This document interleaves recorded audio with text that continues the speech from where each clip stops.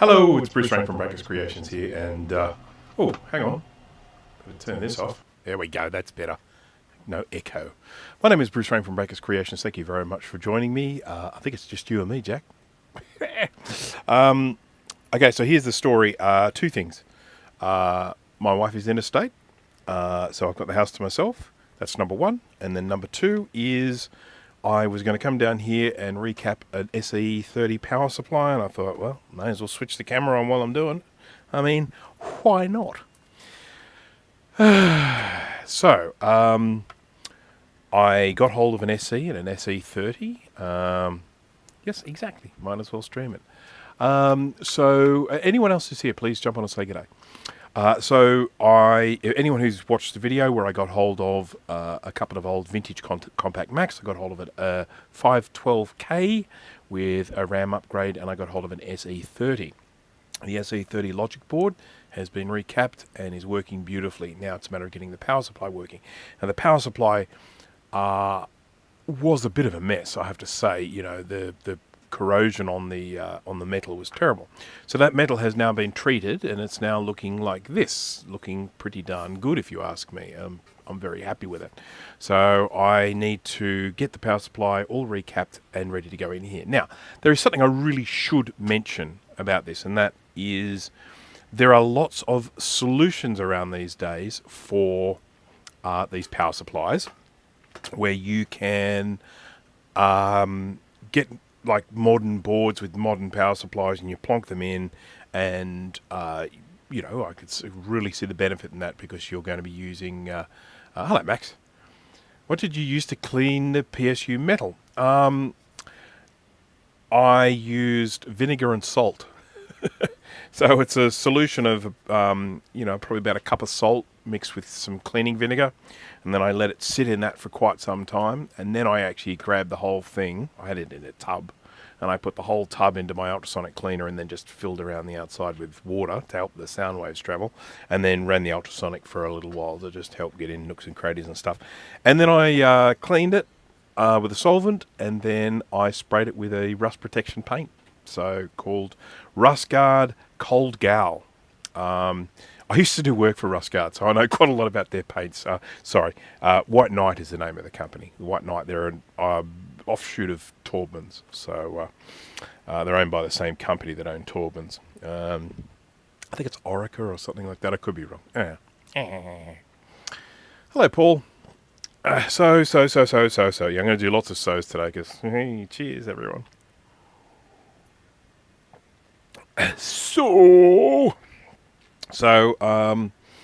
Anyhow, I have got this beautiful clean power supply chassis. I mean, by the time I finish this, the outside of the case is going to be the most ridiculous looking thing, because the outside of the case has terrible yellowing, and it's been sat in a position, I believe, or it's been in a particular location where some of the plastic hasn't oxidized and some of it has. So it's got kind of like a patch. It's a little bit like Michael Jackson's skin. And is that a bad thing to say? I'm not sure. Is that inappropriate? Sorry if it is. Just a reminder to everyone that this is a workshop and wine live stream. Different to my normal live streams in that I do gradually get inebriated, and there are no holds barred with regard to the language. So if bad language does offend thee should leave. Or just block your ears whenever I swear. Hello, Thomas. Yeah, so anywho, I am ecstatically happy with this. I did record myself pulling this apart, and hopefully I won't need to refer to that recording to put it back together again, but you never know. But we've got to recap the power supply anyway, so we're a bit of a way away from that before I can do that and that. Let's grab the power supply. Woo! My poor wife, she headed down to Melbourne, went to go check into the hotel, and their system was down. She wasn't able to check in. She and many others were not able to check into her room. She had to sit there and wait for ages, and then she ended up leaving her baggage there and then going and exploring. It's like, what a crazy situation that is. Absurd. Oh, I've got things in my pocket here. Let me just grab some. I've got some 1.5 ohm resistors here. That's for the work I've been doing on the Macintosh Plus. Did anyone see my Macintosh Plus stream the other day? Carthor, hello there. Did you let it soak in the undiluted vinegar before putting it in the cooler? Yes, I did let it soak for a bit. About an hour, I think I let it soak before. It could have been longer. I went and did shit. So, notice you found a bad resistor after last stream. Sure did, Paul. Virtually everywhere I explore, I find bad components, and there's probably more to go. So there was this one here. This was bad. This is, I think, Q2. Could be. I think it's Q4 on the international board, Q2 on the US board. So that's poops. And there's another part. And every time I change a component, the screen gets a little bit better. Still not right, but it gets a little bit better. But I need to replace. I had a 1.3 ohm resistor, not a 1.5. So I went and got 1.5s this time and replaced it. So I've used a 1.3 just to see if it'd make a difference, and it did. Hurry, yes, mark my words. Oh, that's good. That's good. Very tired today. Very tired. I had to get up quite early to do things. You know, things. We all know things. I'm just going to change here to this view. There we go. Look at that. Got a power supply. Isn't that delicious? I'm going to just be looking at replacing these caps. This, and this. I'm not going to replace these big fatties. I've already taken these off and checked them. Capacitance is good, ESR is good, so I'm not going to replace them because they are expensive. Yes, I should replace every capacitor, but they are expensive. I have to say, did you guys watch Colin from This Does Not Compute? Did you watch his latest video about the LC and 2SI power supplies? How freaking good are they? I wonder what happened to the poor thing that put it in a bad state. Into the Mac Plus, I can tell you exactly what it was that put it into a bad state. The flyback transformer fried. The flyback transformer fried. And it created shorts, which created a cascade effect, a knock-on, pew, pew, pew, pew, right down that circuit. And just, yeah. If I had have had my wits about me, when I didn't get anything on the screen, I should have just switched it off immediately, but I didn't. But while it was switched off, it was just going bad. I've only encountered 2 bad flybacks in my experience so far, so they are a relatively stable thing. But you know what's going to happen down the track, at some stage down the track. They're all going to start failing. I mean, we are. This is my classic saying. These computers have never been this old before. We are discovering the failures as we go. Okay, so we know the electrolytic capacitors are failing, and we know with some of these old Macs, we know the RAM chips are failing. But as time goes on, other things are going to fail as well. A lot of these ones, we know things like the the octo couplers are failing. And you know, one day, I mean, imagine when all the little bird seed starts failing. Imagine all those little resistors and ceramic capacitors on the underside of a board. Imagine if they all start failing, like en masse. What a pain that'll be. That'll be probably the end of my. I'll start looking at computers more that are newer. So. Save the fried flyback. Can they really? I mean, I've got it here, but I mean, these are sealed up with like a some sort of resin or some shit. I mean, I don't know. I'd love it if they could be rebuilt, but I don't know. That'd be done by someone smarter than me. I mean, I assume this is what I'm going to assume. I'm going to assume this, and call me a fool for assuming it. But okay, these are wire wraps. Looking at these here, you've got this enameled wire that you would have in a normal transformer. So there are obviously wire wraps going on inside here, and my guess is that what's happened is one of those wires has overheated or something like that, and it's caused the enamel to melt away, which makes it make contact where it's not supposed to make contact, and therefore ends up creating a short rather than the actual transformer effect. That is my guess. How can it be 2 coils of wire when it's 8 pins? Answer me that, smart man. The potting can be removed. Okay, all right. Well, I mean, seriously, I would love to do that. I'd love to get it fixed. Yeah. So yeah, that's a definite possibility. I have rewrapped normal transformers, like these sorts of transformers. You know, you basically just have to kind of get the, sort of, depending on the situation, because sometimes just lift the ferrite part off the top, then you can rewrap the coil and then stick the ferrite back on. I've done that, and it worked too, which was kind of rewarding because it was a real pain in the ass to do.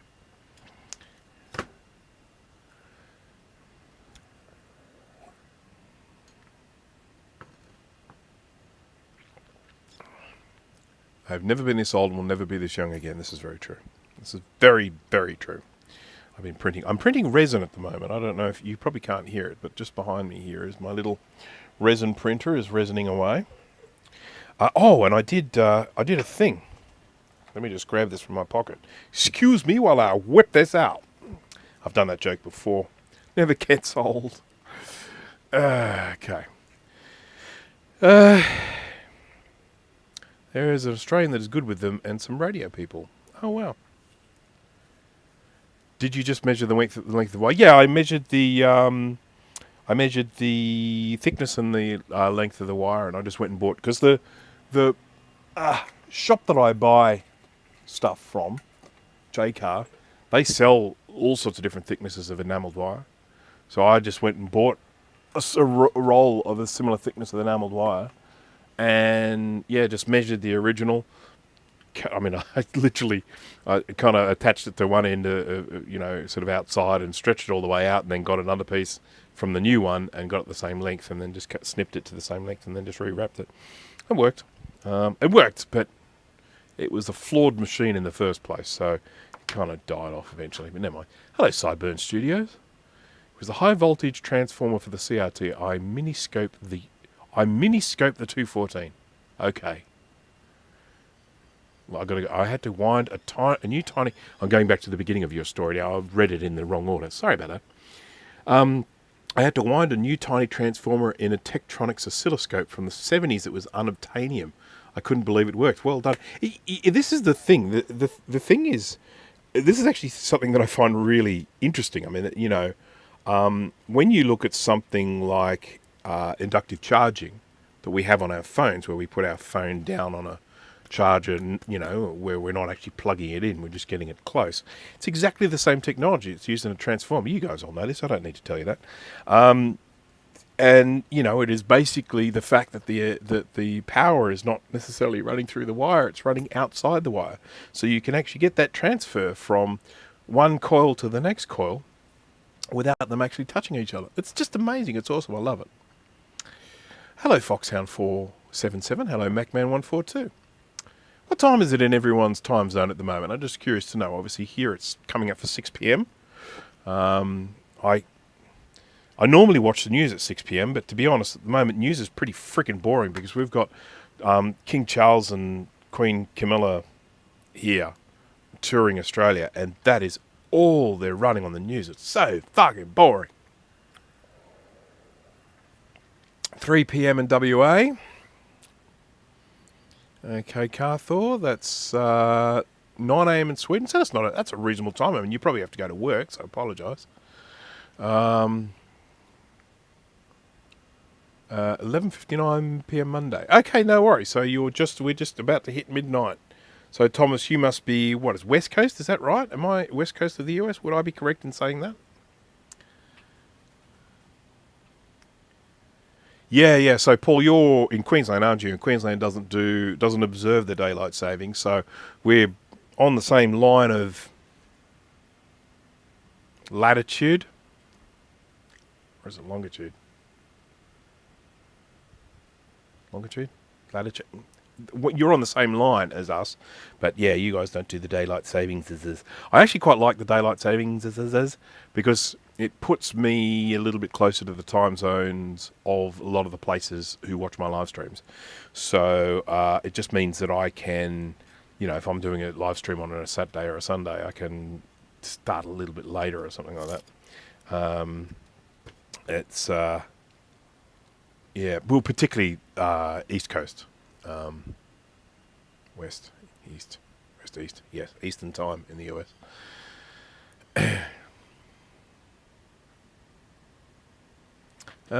Something about satellite-based solar power that beams the power down to Earth using microwaves.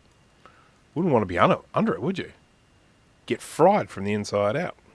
Right, so I made a thing. I'm doing a video at the moment on this, which is the Zulu SCSI Pico Slim. And it is the smallest external SCSI emulator I have ever seen. And it's got this nice case. It's quite sturdy, quite robust, but there are a couple of things I don't like about it. First of all, it uses a little hole here for pressing the bootloader button, and I don't like that. And the other is it uses screws, and I don't like that either. I don't like screws. So what I did is I redesigned my own case, and I did it in this lovely, what would you call that colour? I don't know. I'm doing another one, and I'm doing it in green, because I don't like losing these things, and I figure it'll be easier to find them green. See, look, green. Green's easy to find. But what I've done with this in my design is I've made it so it just clips together, so you can unclip it as well. But it just clips the whole together, rather than being held together with screws. And I've made a little locator on my final print. There's a little dot there, but this is the bootloader, and you can just press it. You can just press it there. It's like a button just there. Press the bootloader, and then that's for the light, and then obviously there's no screw holes. So it's not like it's remarkably small or anything like that. It's a tiny little bit narrower than this one. It's the same thickness, but yeah. So anyhow, I made that. I'm very happy with it. Took me a little while, but I'm happy with it. Started work at 5:30 this morning. Why? That's terrible.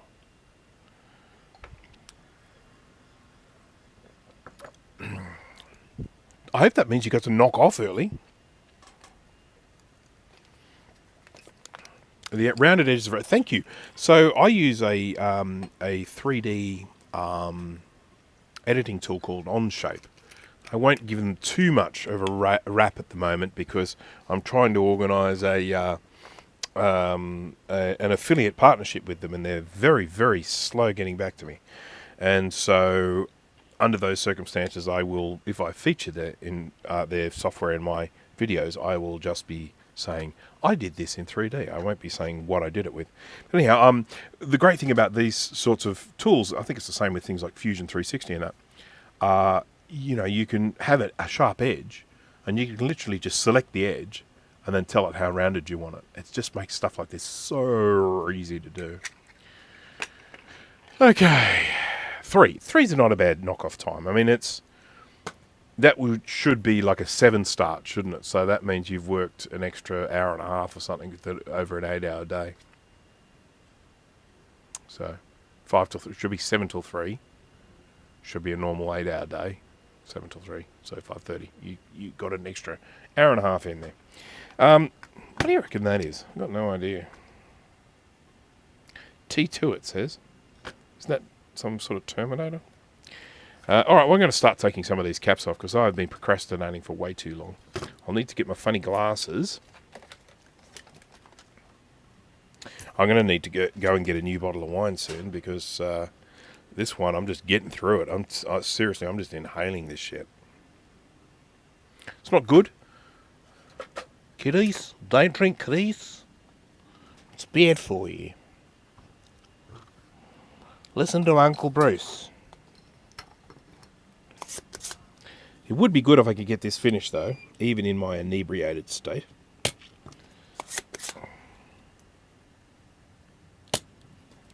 Okay, that was easy.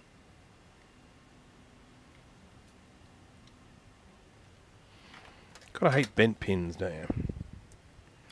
Oh, you got 15 people here. Is there really 15 people watching? Hello, 15 people. Okay, so this one is a 47 microfarad 63 volt. So let's go and get one of those. Oh, shivers. It's alright, it's just a Mac. That's not closed properly. Why aren't you closed properly? There we go. 63 volts. Let's have a look. 63. 63. 6.3. That's 63 or 6.3? 63. I know I have these. There we go, down the bottom. I need to build a few more blue scuzzies as well. I've got all of the parts. I've probably got enough parts to build another... Schnoz. I've got enough parts to build another... 1, 2, 3, 4, 5. Another 5. And then I will buy more parts, because I like building them. And I feel very, very tempted to just stick with the... one of the older revisions, because I love the fact that it has small SD card slot and big SD card slot, and you just choose which one you want. Well, there's nothing... This one's not actually broken. This power supply works. It's just got old caps in it. Oh, that's tasty. I got myself a frozen pizza to have for dinner, because I can't be bothered cooking tonight. And because if I cook something really nice, my wife will be furious. 47.63, there we go. She's running a little low on those. Because my wife's not here, and she loves my cooking. And so, if I cook something really tasty, she'll be like, no, you're going to have to make it again when I get home. So, frozen pizza, that's good enough. 63, 47. And the positive goes that way. I'm checking very carefully as I do this stuff, because, you know, you can get a bit careless. How dare you cook something nice? Exactly. How dare you cook something nice when I'm not there? Mind you, I will say that because she is actually in Melbourne at the moment, she will probably, Melbourne sort of CBD type Melbourne, she will probably dine out somewhere nice. She's a lot bolder than I am in that regard. I hate eating by myself, but she's a little social butterfly. So I'm sure she will have no issue eating somewhere by herself. We kind of live out of each other's pockets a lot of the time, so it's always a bit of a shock to the system as she goes interstate.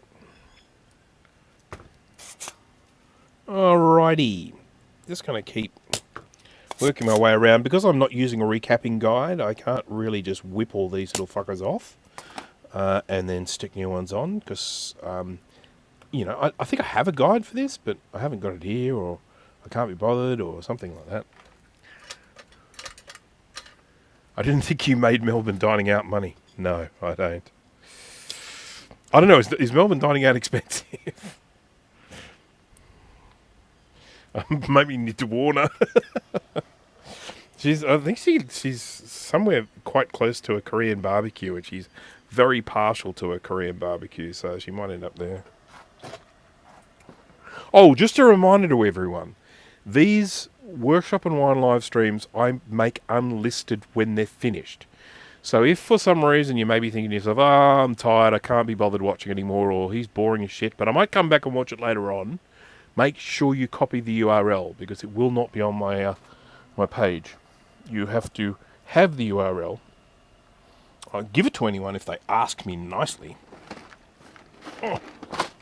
25 volts. Okay, this one is 220/25. A lot of the time when I run out of these caps, I then go in and order some more. But sometimes I forget. I sure hope that hasn't happened, but I'm pretty sure I've got all the caps I need for this power supply. This is 220/25. Yep, there we go. It is fairly common for some of these taller caps here, like that one there, and that one there.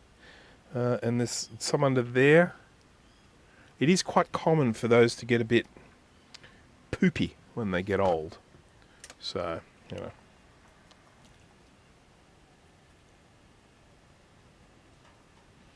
I haven't got my fume extractor on.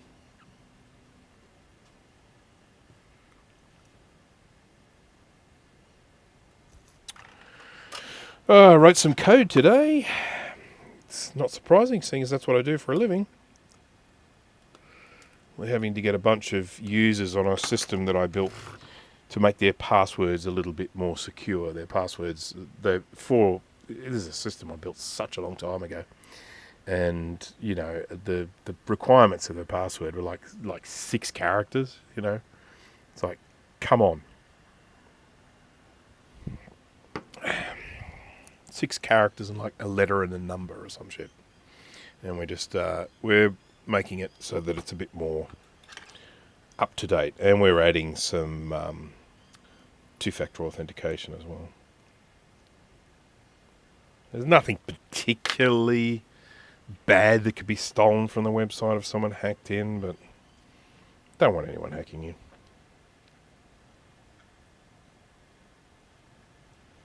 So I wrote some code today that makes it so when people log in, it says, "Oi, your password is shit, you need to update it."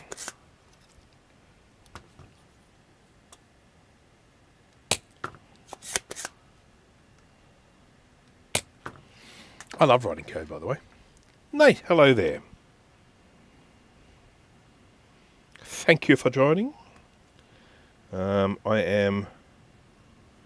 think I'm about 3 glasses of wine in at this stage, so still early days, but, you know, probably a little bit of slurring and mispronunciation going on, and I may end up telling some stories that start off seeming like they have some sort of, you know, important point, and then they'll just drift off into nothing. It's a 16 volt 220 microfarad, so let's grab a 16 volt container. That's how quickly I forget things when I've been drinking. 220. 220, 16. That's one that I have a lot of. Which means there's probably going to be more than one in this power supply. Let's see. Very common size, the old 16 220, wouldn't you say? Don't you find? Just after midnight in LA. It's not too bad. So it's just after 6 here. 6 o'clock news is on now. This is so much smaller than the original. Technology for you. I've replaced 3 capacitors in this power supply so far.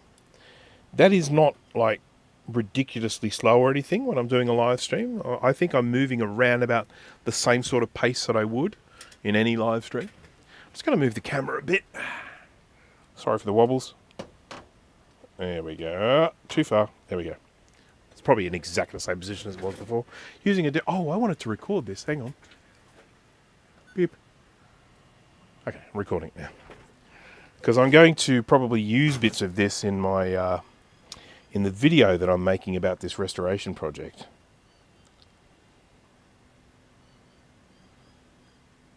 It's going to be all fast forwarded, so it doesn't really matter if I'm missing a bit.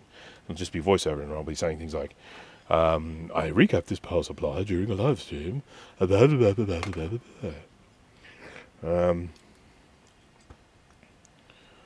was a total of 30 caps to remove. My East Coast friends have all gone to bed. No stamina, I tell you.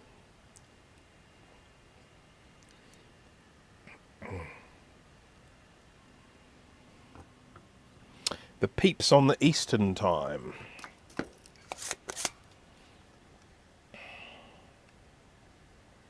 I'm pretty good at knowing what it is on Eastern time, but I do have to use my fingers to count.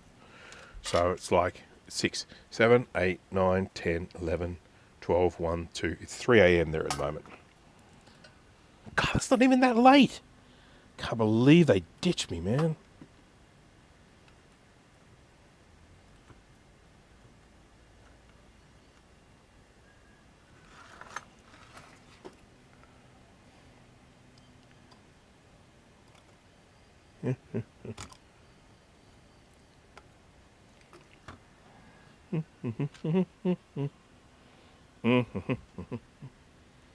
Hello, Sad Mac.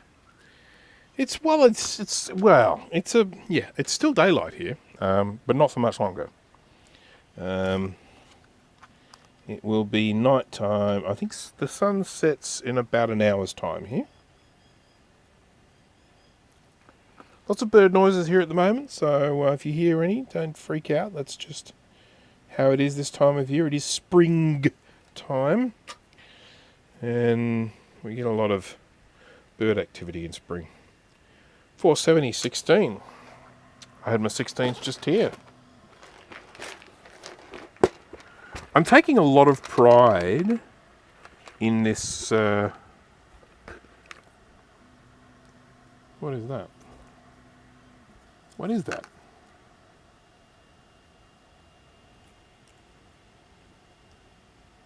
Oh, for fuck's sake. Okay. In this SE30 restoration.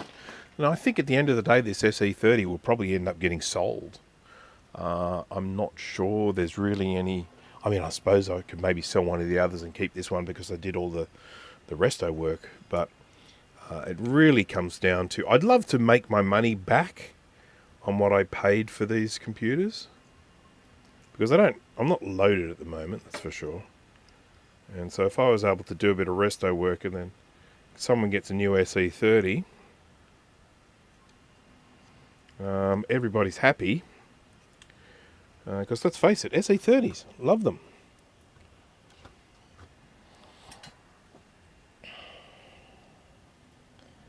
I need to get some more of those Satanic Mac Club 4 megabyte blank 4 megabyte sims, because I've still got so many of the chips that I can use for those RAMs, and it's just fantastic because you got, if you get 8 of them and you've got 4 in each, you end up with, what is it, 32 megs of RAM? No, hang on, 4, 8, 16, 32 megs of RAM. And seriously, you would have to be doing some pretty weird shit on an SE30 to need more than 32 megs of RAM. I've got one with 4 16s, so that's 32 and 4 2s. So that makes it 40 megs of RAM. And that's great, but what are you going to do? I mean, I've got that. I think I've got that in my my grayscale Mac, so you can even open up Photoshop, but it's not like you're going to sit there and do retouching on a screen like that. What are you going to do? Let's just say, for argument's sake, you get an SE30, you put 128 megs of RAM in it.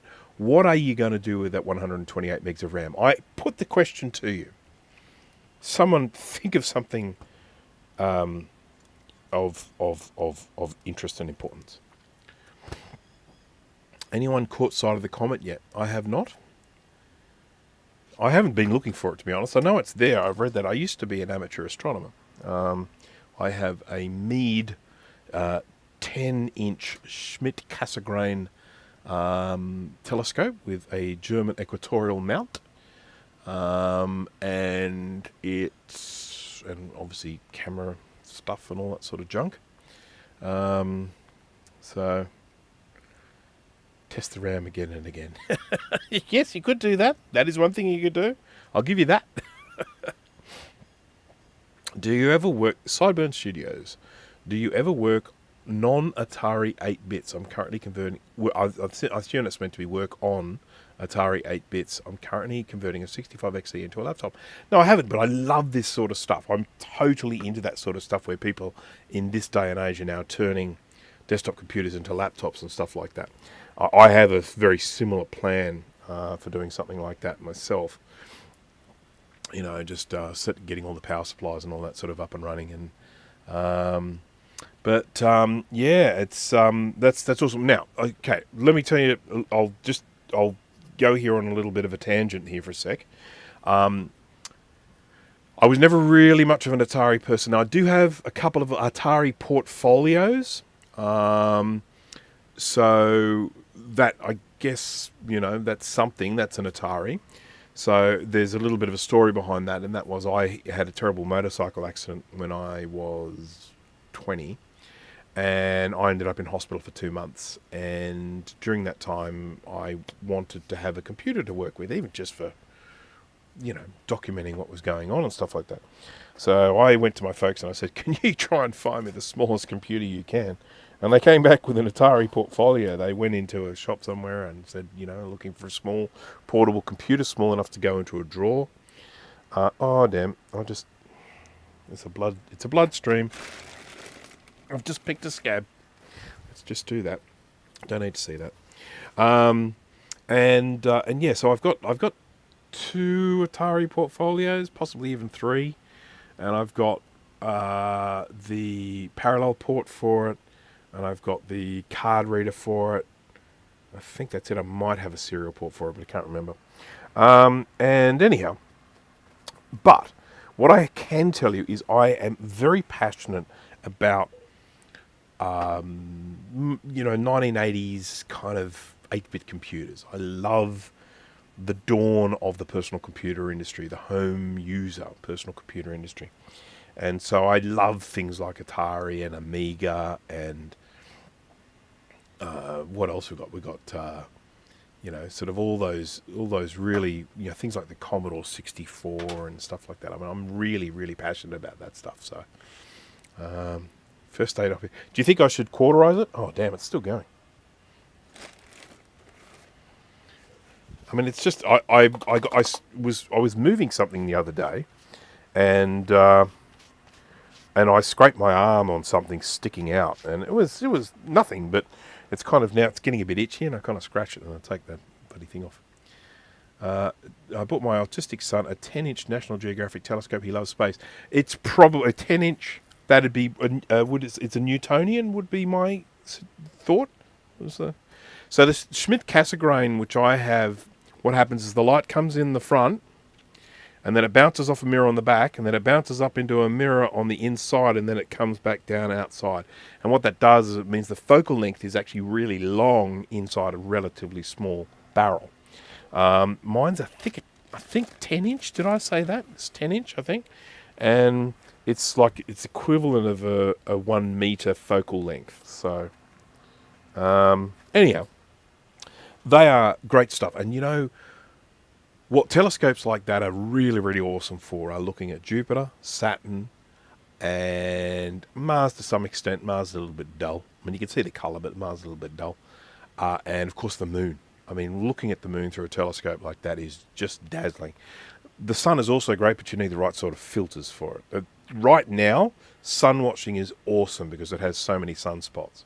Because it's right at the height of its cycle. It does, I think it's an 11-year cycle.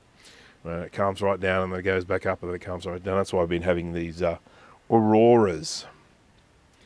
900mm reflector. Cool. Love them. Saturn and Jupiter are a bit underwhelming. Oh, that's a shame. So the one that I've got, let me show you. This is an old website of mine. So I'm getting on a tangent here, but this is what happens when I drink. I'm just going to create a web page here, and then I'm going to share it with you.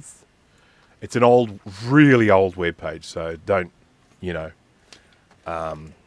if you're like, oh my god, this website's terrible. It's because it's really old.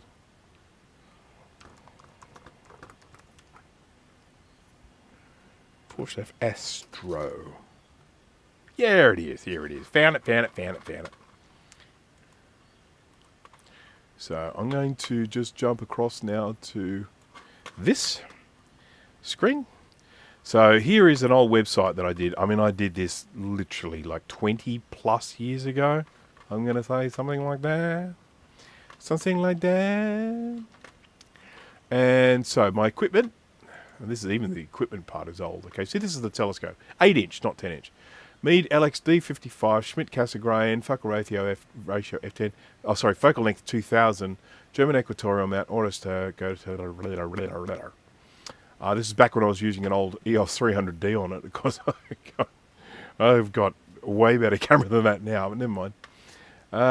So that's it. And then in terms of the gallery, these are some of the shots that I took. So we've got nebulae. So that is the Eta Carinae Nebula. And then we've got the Orion Nebula. That's not a good picture. I did actually get a better one than that later on, but never mind. And that is the Trifid Nebula. And the Lagoon Nebula. That's a beautiful nebula, that one. It's gorgeous. Gorgeous! And that there is a planetary nebula thingy. And then we've got galaxies, which is that's my main passion. My main passion is photographing galaxies. But, you know, it's hard. So that's NGC 4945, the Spiral Galaxy. This is Centaurus A. And there is... this one is beautiful because it's a pinwheel galaxy, but it's right front on facing us, you know. Just gorgeous. And there's a Spiral Galaxy, and then there's a Spiral Galaxy. Oh, there we go. There's a Sombrero Galaxy. We're very well known, of course. The pictures of that from the Hubble are just spectacular. But, you know, what are you going to do? And then planets. These again. Here we got. There's the Moon. It's a couple of my moon shots. There's a couple of my Jupiter shots. And that's it. I haven't got any Saturn shots up here. Can you believe that? What an asshole. And here's just a few clusters and stuff. So, anyhow, that's enough of that.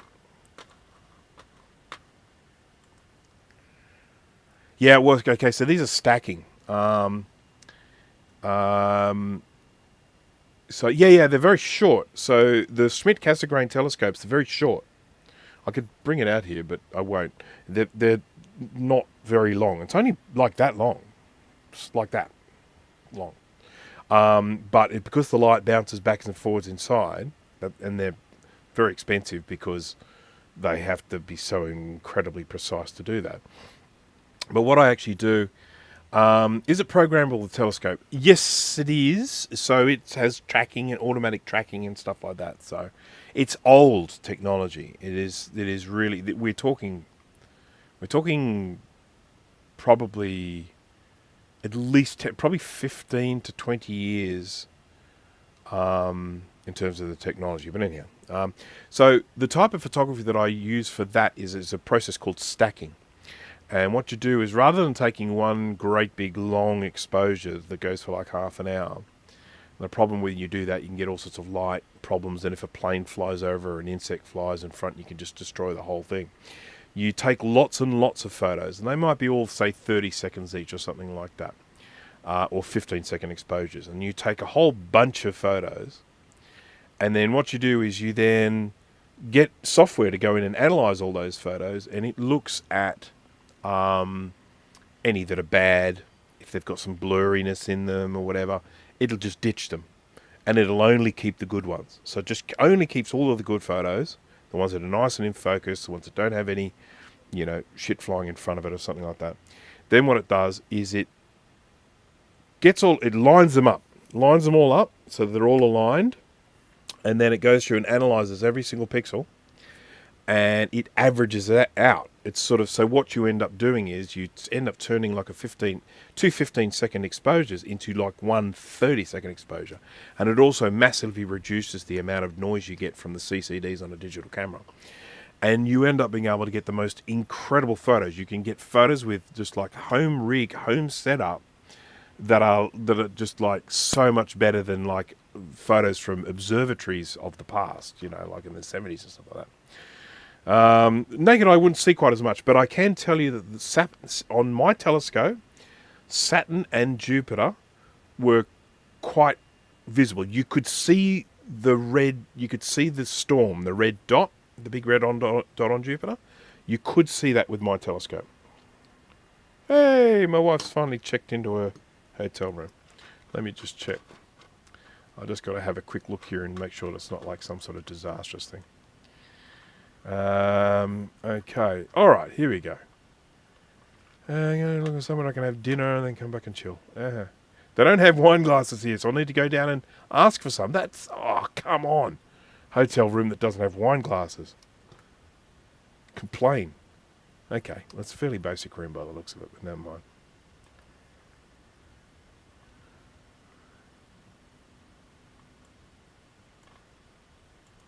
Italian. She's gone Italian. Oh, nice.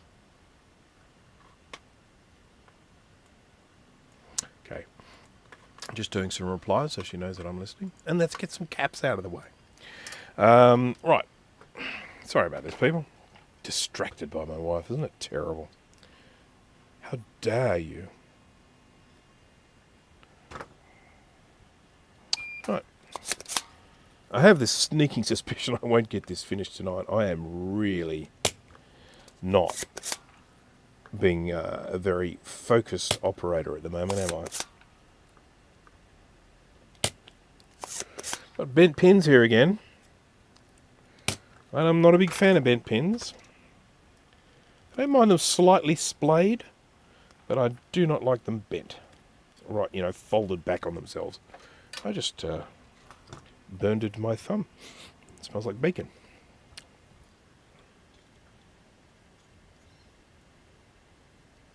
It seemed too white in mine. The colour was washed out. Would that be because I wasn't using a filter or cheap optics? Look, it could be cheap optics. Optics have a lot to do with it. Same with eyepieces. So this is a really important thing when it comes to telescopes. You can have you can have the best telescope in the world, and you can have cheap eyepieces, and you won't go as well. And then you can have things called a Barlow lens. And a Barlow lens, you can put them on, and it'll double the magnification of your telescope.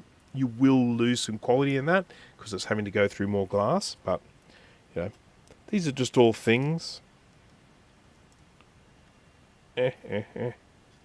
I'm removing 2 caps at once at the moment, and that's because they are glued together, and I just think it'll be easier to do it this way. They're glued together, you know.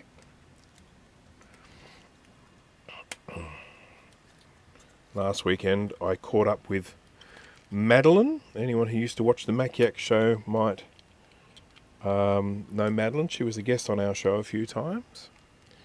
And I also had dinner with Adrian from the Australian Computer Museum Society. Adrian has one of the most incredible Mac collections on the planet. Yep, I agree. I hate it when they're bent flat. Alright, so that's the little one there and the big one there, and the little ones are... Can't see it.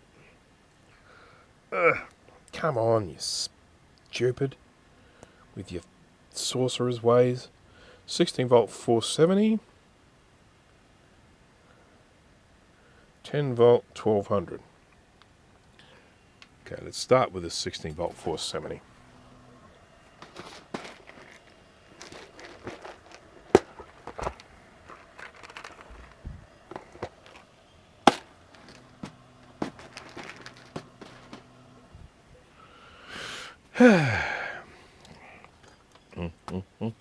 At least these ones are a little bit shorter. They're a little bit easier to get down into the spot. Don't knock the wine over. That would be a catastrophe. One thing I do know from this SE30 analog board, I know that just from observing it, it does have some terrible cracked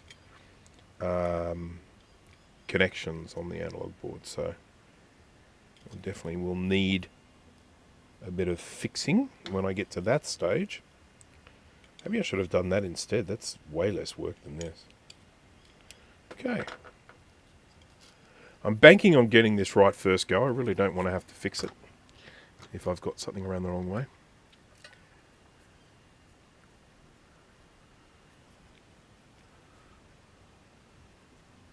Do-do-do. Zeta-bop-boop-bop-boop-a-diddle-diddle-dip.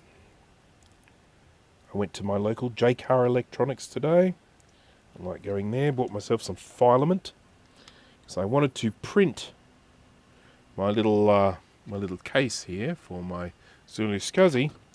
I want to print it in colour so that I don't lose it. But as much as I like the colour blue, I can't really print the case in blue. Does anyone know why I can't print the Zulu SCSI case in blue?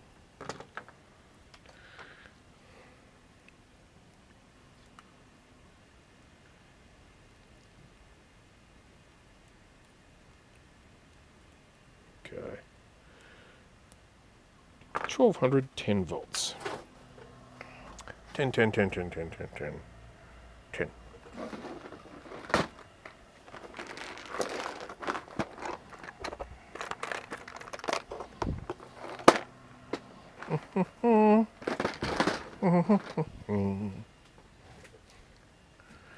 Have you ever had to teach people a skill depending on the person? It can take some serious patience. Yes, this is true.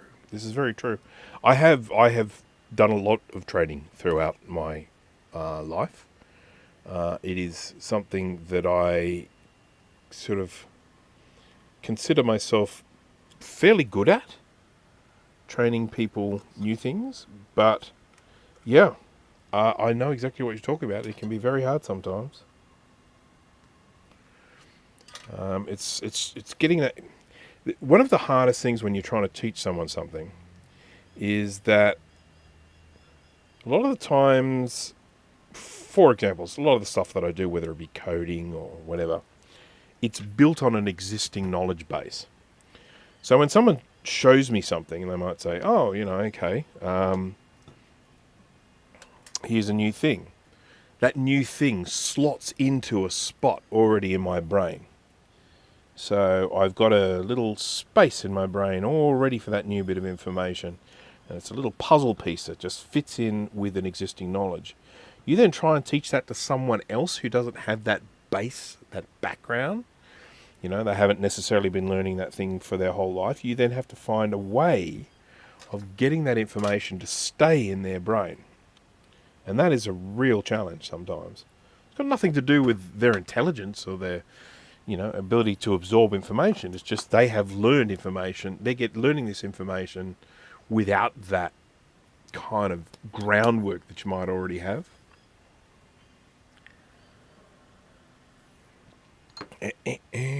One thing I've always had an incredible trouble trying to explain to people is the concept of pixels. Trying to explain to people that if someone has an image that is, say, 300 dpi, right? Let's say it's 1,000 pixels by 1,000 pixels, and it's 300 dpi. And then they send you an image that is 1,000 pixels by 1,000 pixels, but it's 600 dpi. Trying to explain to them that both those images are actually exactly the same. One isn't a higher resolution than the other. They're both 1,000 by 1,000 pixels. Just the fact that one is saved at 600 dpi and one is saved at 300 dpi doesn't make one higher res than the other. That's something that I have a lot of trouble trying to explain to people, that concept. I'm working on a video on it though. I'll come up with something.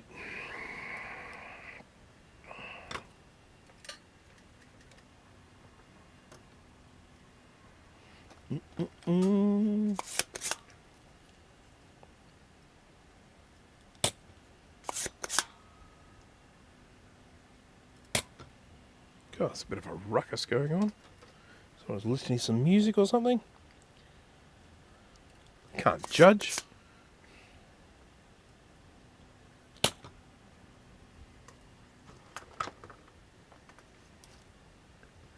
Yeah, I mean the thing is that with DPI,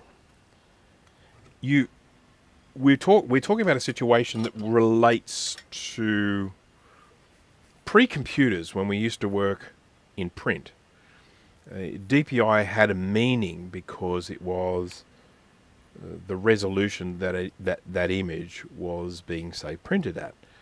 300 DPI printer, 1200 DPI printer, whatever the case may be, and you have an image that you would actually say to someone, it is, admittedly we work in millimeters here, millimeters and centimeters, but let's just say for argument's sake, we'll just say it's in inches. We'll say this is a photo that is 5 inches wide by 5 inches tall, and it's 300 DPI. Okay, that all makes perfect sense. Now, if it's 5 inches wide and 5 inches tall, and it's 600 DPI, it is a higher resolution. There are more pixels in it. But if you express the size of the image in its smallest unit of measure, i.e. a pixel, whether it's 1,000 by 1,000, if it's 1,000 by 1,000 and 300 DPI, or 1,000 by 1,000 and 600 DPI, it makes no difference. And anyhow, I'll find a way to explain it. I will, I promise. I'm working on it. I might use sort of a prop or something. But because my original kind of trade was in print or pre-press.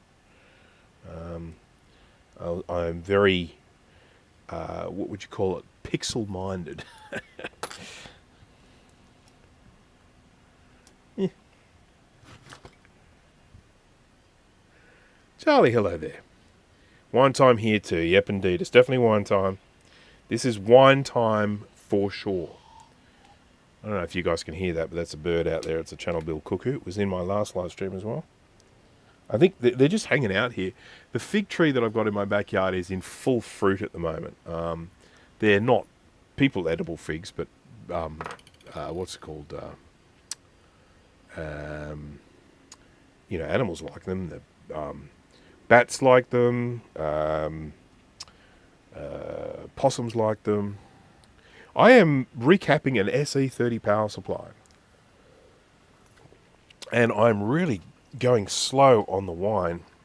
One of my closest friends, unfortunately he's no longer with us. He died very young and very unexpectedly in his sleep. But he had a saying whenever we used to go out somewhere. And he would say, "Don't forget to drink." Because he loved to drink, and he loved to be around other people who love to drink. So, if you were going somewhere and we're having a night out, and he finds that, I don't know, he's had 2 drinks and you've only had 1, he'll be like, "Don't forget to drink." There's Australians for you. Whoops. 10 volt 1200. Let's get the 10 volt container. What was that?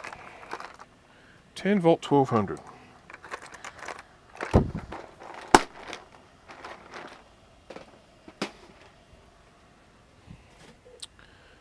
I'm going to check again because, I don't trust my brain at the moment. Someone keeps feeding me wine. What are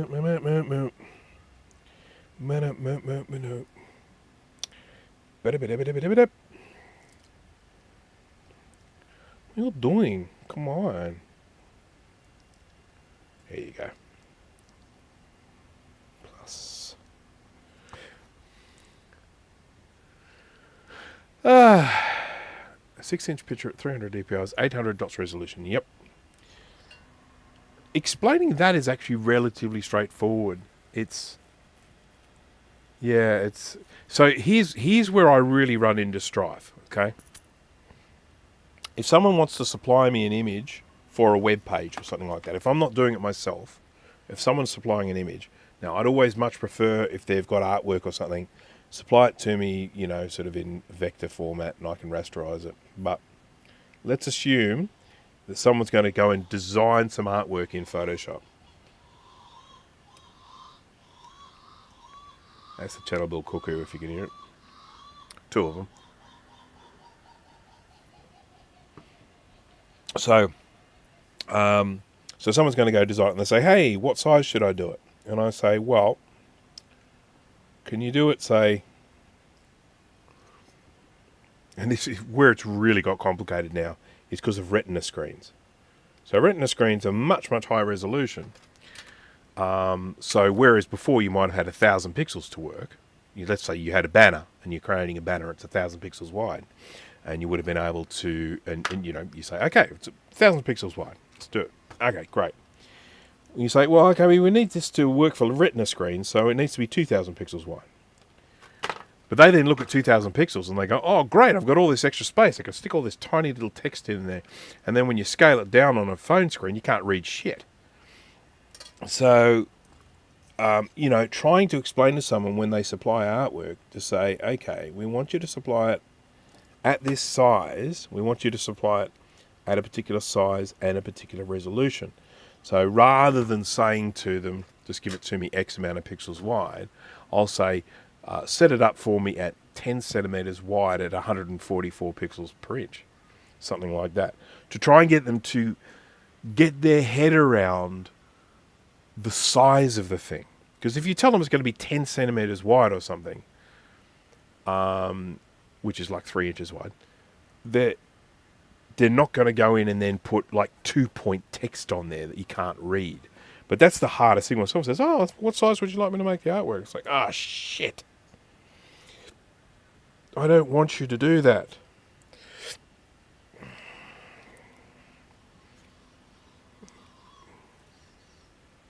Okay, well, I've replaced all of the little ones up this end, so I've just got, I think, one big one down this end, which I'm sure I have.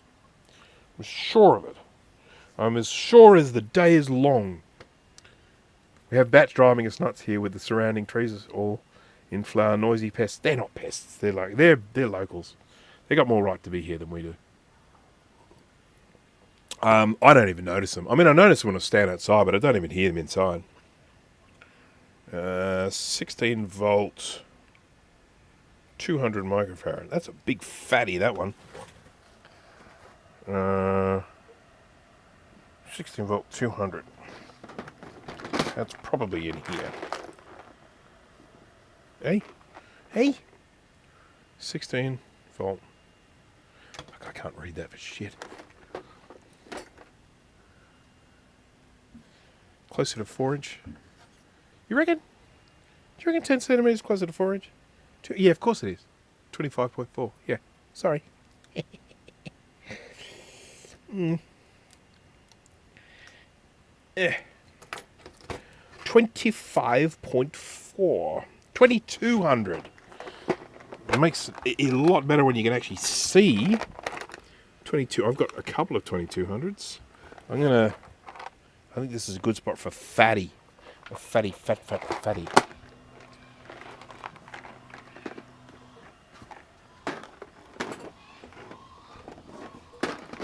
There's a bird noise there that I don't recognise.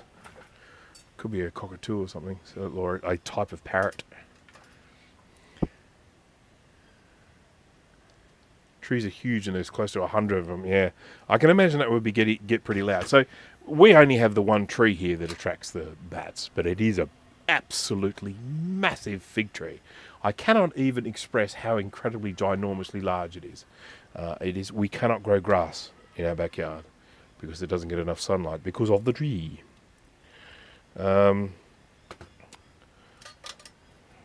Beautiful tree though. One of the reasons why I bought the house. Having said that, at the time I didn't realise how hard it was going to be trying to record audio down in this shed in springtime, because the channel bills come along and then all the other birds don't want the channel bills around, so they come around and start hassling it, and well, I can't blame them. And yeah, it's then just becomes a cacophony. If you had to replace all your passive components stock, how much do you think it would cost? Which ones? Whoopsie. Which ones?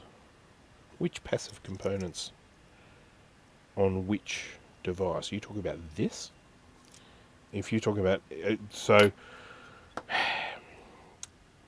there's a stack of resistors on here I wouldn't even bother replacing. Unless they looked bad. I'd be happy to just let them go.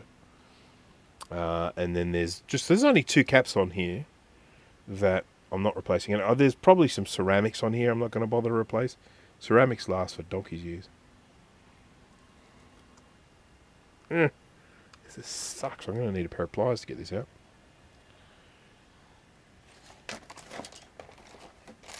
Said the midwife. Here they are.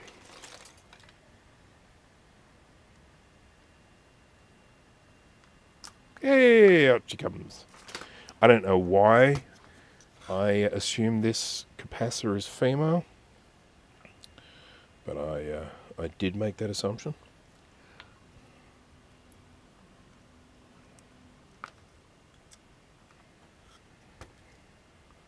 Love putting new caps in these things. I mean, I don't. I hate through-hole soldering, but I love getting something like this and thinking, you know what, this thing's gonna... It's going to be like, it's as fresh as a daisy now. It's going to be like a brand new one.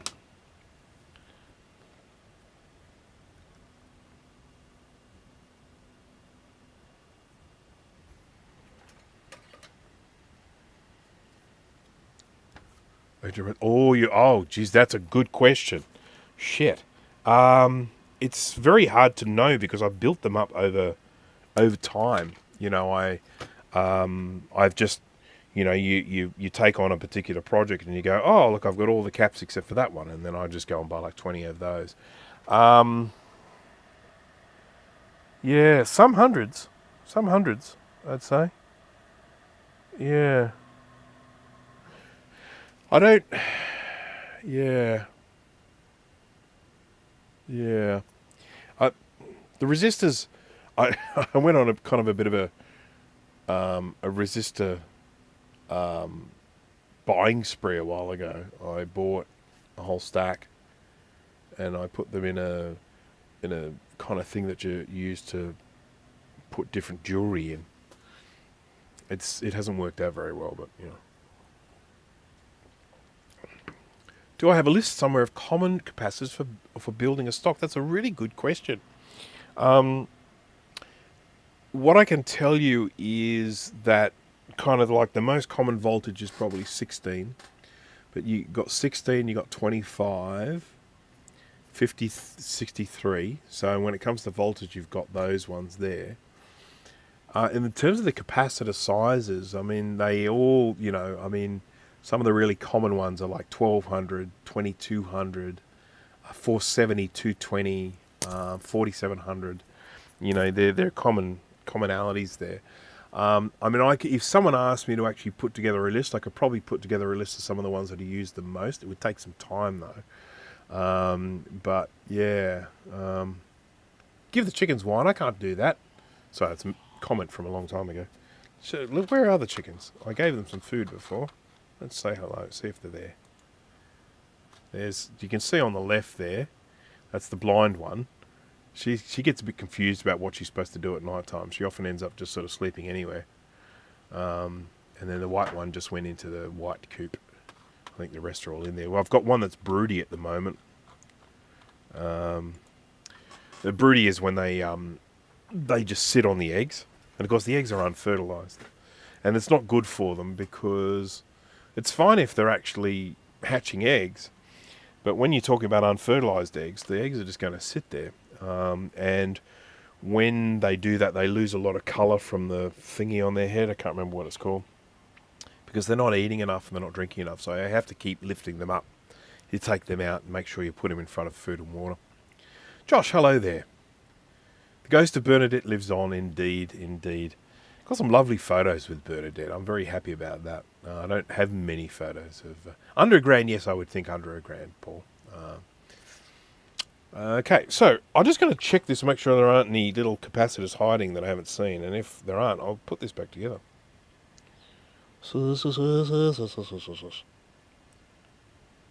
Oh. I think there is one hiding. You sneaky little bastard. Just here. You sneaky bastard. Anyone know what that's from?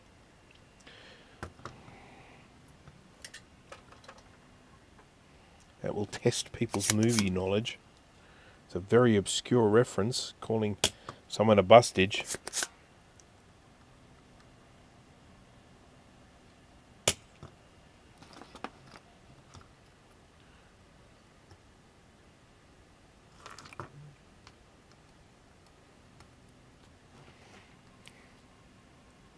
Oh, I just dropped something. It's probably just a dead cat. I can live without that.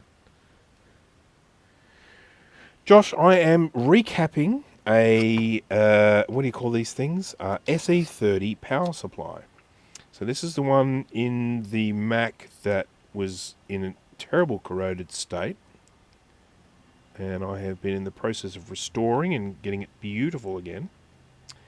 And I'm just replacing some caps here today. Yes, sirree. I've got my 3D printer going in the background. This is the resin printer. It's going grinding away, going vrrt, vrrt, exposing a layer at a time. If anyone here is new to resin printing, one of the most amazing things about resin, one of the most interesting things is every layer takes the same amount of time. Unlike FDM printing, where the amount of filament that it's spitting out dictates how long the layer is. With these, every layer is exactly the same amount of time, so you can really predict how long they're going to take to print very accurately. Yeah. But it also means that if you're printing only a tiny thing, you know, put other things there. You know, it's like I'll print multiple things at once because it takes the same amount of time. 47.25. 25. 47.25.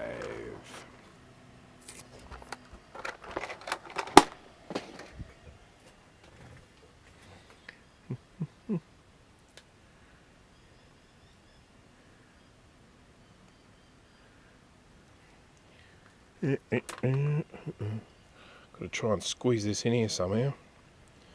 Come on in there, bastard. I'm having a frozen pizza for dinner tonight. How's that? How's that for fine dining? Could not be bothered cooking. It's a nice frozen pizza. It's a good quality one.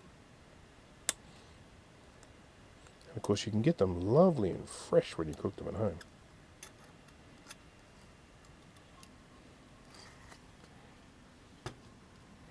Ender 3 and Ender 5 Plus. Cool bananas. So I have, it's in storage now, I don't really use it, but I've got an Ender 3 V2, but it's been massively upgraded. I've got a Sprite extruder, dual Zeds, dual Z rod. I've got massively enhanced parts cooling because I really like powerful parts cooling because I love printing bridges and stuff. And oh, and of course it's been upgraded to Clipper as well. So that thing just it's like flies for an Ender 3 V2. I mean, the thing it prints about probably, I don't know, 6 times faster than a regular one, something like that, and prints beautifully. It's really good quality. But anyhow, that's in storage at the moment because I don't have enough room to have that up. Then I've got an Ender 5 S1. That's also in storage because I don't have room for that. So the two main printers I use at the moment are the Creality K1 and the Creality Ender 3 V3 Plus, which is a larger print area. And I got to be honest, I love them both. I destroyed my bloody hot end yesterday. I've ordered a new one on the K1. I'm waiting for the new one to arrive. But I love that printer. I love the K1. It's so freaking fast and it prints so beautifully. Revlon tweezers. These are one of the most important things you have in a toolkit. And I'll tell you why. I mean, the ends just meet so well. And there's a decent amount of surface area for pulling things. These are for pulling eyebrows and shit. Plucking eyebrows. They are brilliant. Seriously, I've got a pair here. And I've got a pair up in my office as well. They are the business. And on this as well. These are great too. Get these, whatever. I mean, it doesn't matter what brand you have, but these things for putting fucking blush on and stuff. These are great for getting dust off things, you know, off delicate things. You just blah, blah, blah, dust comes off. Fantastic. Got these great tools.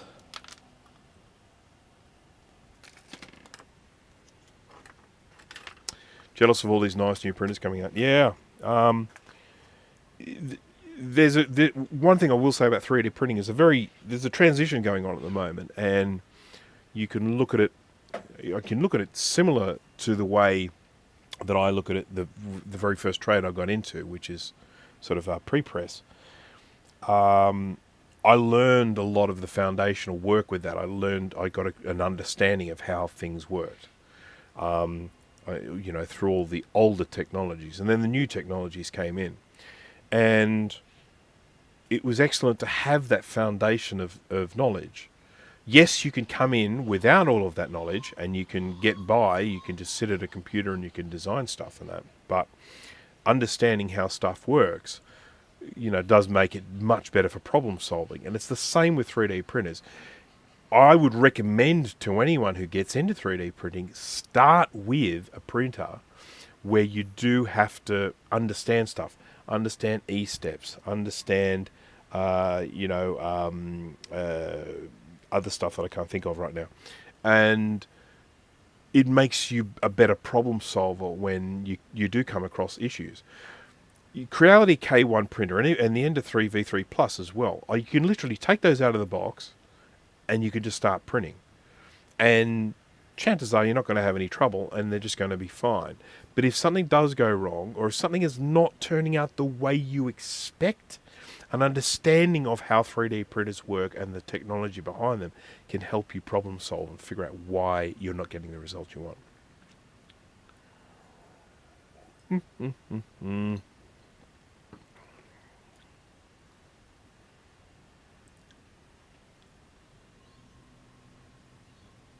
What's a Voron? Have been thinking about making a Voron. I don't know what a Voron is, sorry.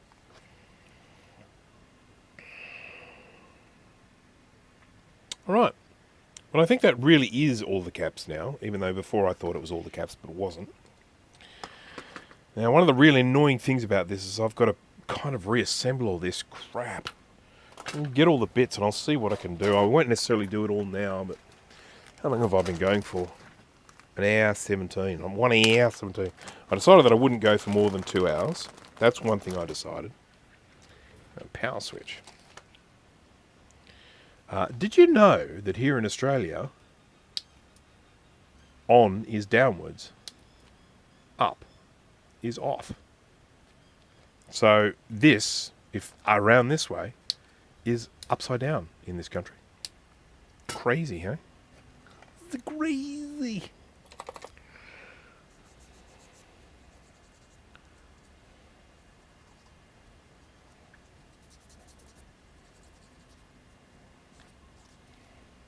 So we get all these computers and stuff with the switches where you have to go upwards to switch them on, and we're like, this is backwards. Retro Macintosh, hello there. Where are you chatting from, Retro Macintosh, that you would be saying good morning? Are you somewhere in Europe? Well, Australia in technically... yes, yep. So you are in the UK? Which part of the UK are you in? You don't need to tell me like your street number or anything like that. Just curious which of the larger... part of, broader look at the UK, where are you from? I've been to the UK, but only once. And I was quite young. I was probably about 14, something like that. Old enough to be a pest. 5 minutes from the East Coast. Okay, Norfolk. Okay. Norfolk. I'm cleaning off the bloody off and on buttons on this. Terrible. You're terrible, Muriel. Alright, so that goes in there. There we go. Lovely and flush, thank you. Now, crap, which way around did this go?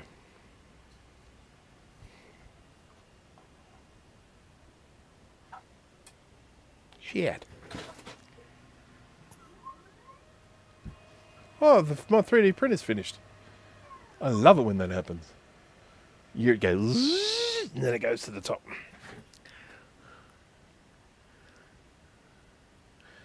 Greetings from Pretoria, South Africa. Hello there. Is a kit build that you make, large format, 300... Ah, okay. Awesome. Flying gantry with high print speeds capable of 2-minute benchy. I can't imagine a 2-minute benchy would look very good. Just saying.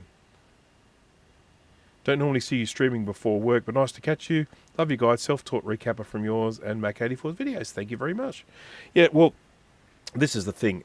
Most of my viewers are in the US, so I do most of my live streams at a time that people from the US can watch, and of course it discriminates ultimately against people in Europe. And this is one of the things with someone like Kai Robinson, who of course he's someone I've collaborated with, and I have he's just a wonderful person. He's the president of the Tinker Different board, so I sort of have regular contact with him through that. But and of course I would love to be able to have live streams available for everyone, but it's just not really possible with the different time zones.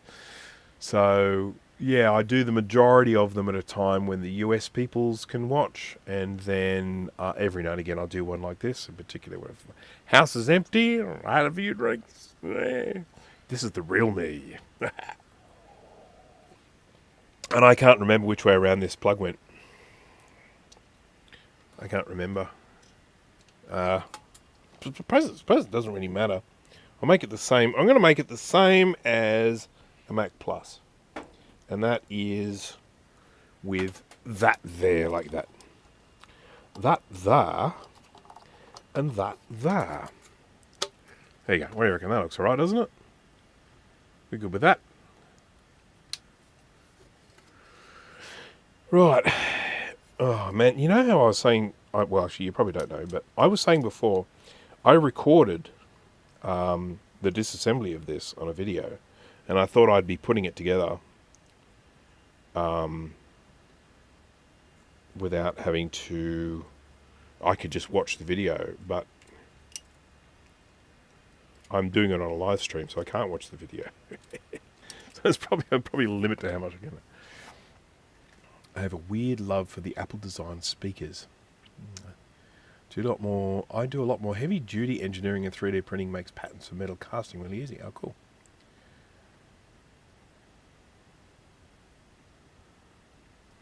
Apple design speakers. I'm trying. Are they the balls? The ones that are just real round ones? I can't remember.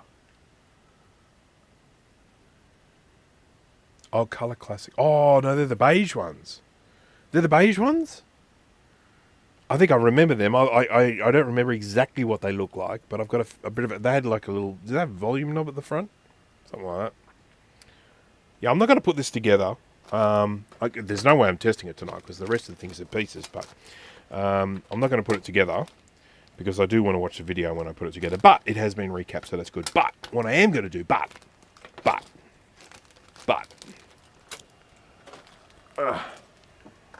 excuse me. There goes the channel bills again. Whoops. I think they're a bit randy.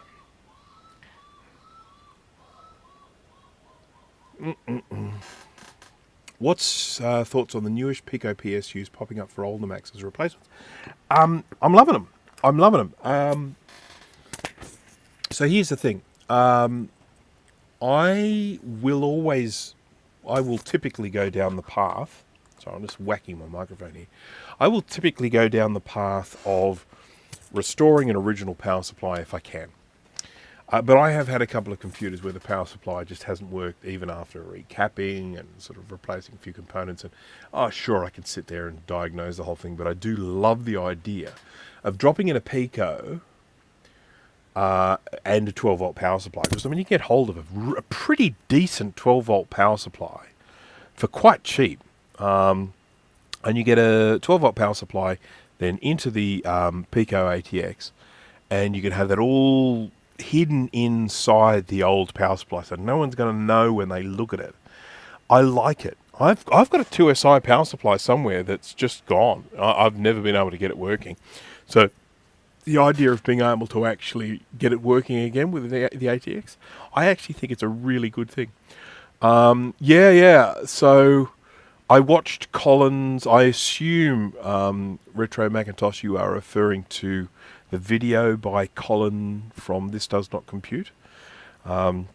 He's someone I have pretty regular contact with, and that video of his, I thought that was absolutely awesome. And of course, KMac is someone that I have regular contact with as well. Will, who did this, and other stuff that I have floating around here somewhere.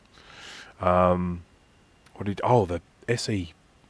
The SE power supply thing that he created is a game changer. That's this thing here.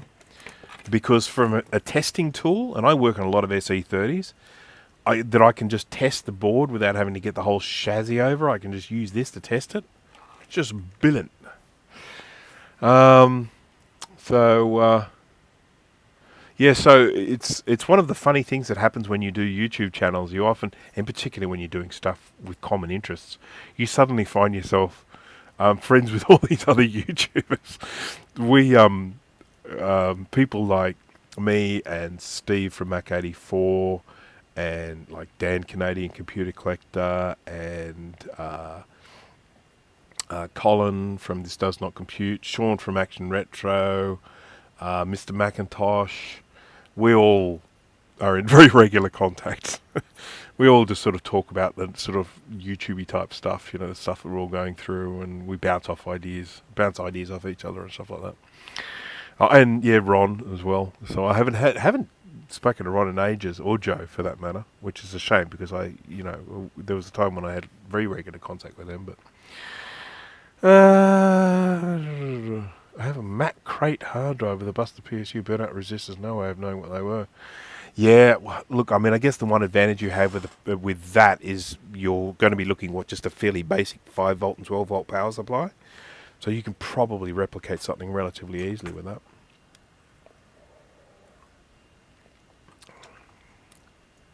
DOS shell fanboy. Yeah, I mean, I am a Mac person. There's absolutely no doubt about that. But the very first computer that I started using was my very first computer ever was the VZ300. I mean, that wasn't very Mac-like. There's just one more thing I want to do before I wrap it up and go and get myself some din-din. I have to get myself some more wine too. This is an empty bottle. I want to... this is the Mac Plus that I was looking at in my last live stream. And God, I stink. Sorry. I've had a busy day and I just got a waft of myself and it's not ideal. More wine, yes, I know. I mean, look at this. Look, there's hardly any left. Tastes so good. Right, so I'm going to just whip out this. Excuse me. This is the Analogia board of the Mac Plus, and it is it's a mess. It's an absolute mess. Cascade of failure. Let's call it that.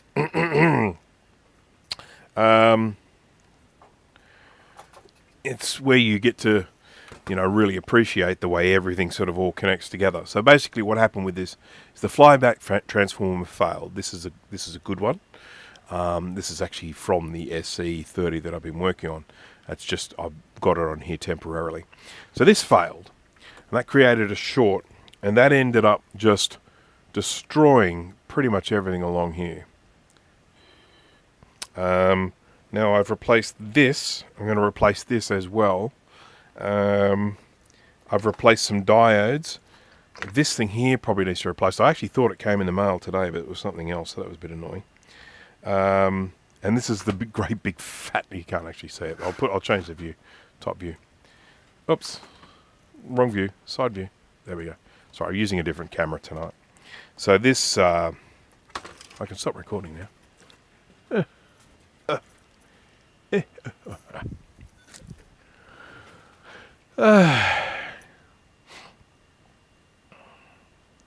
Okay, hang on, I've got to check all this.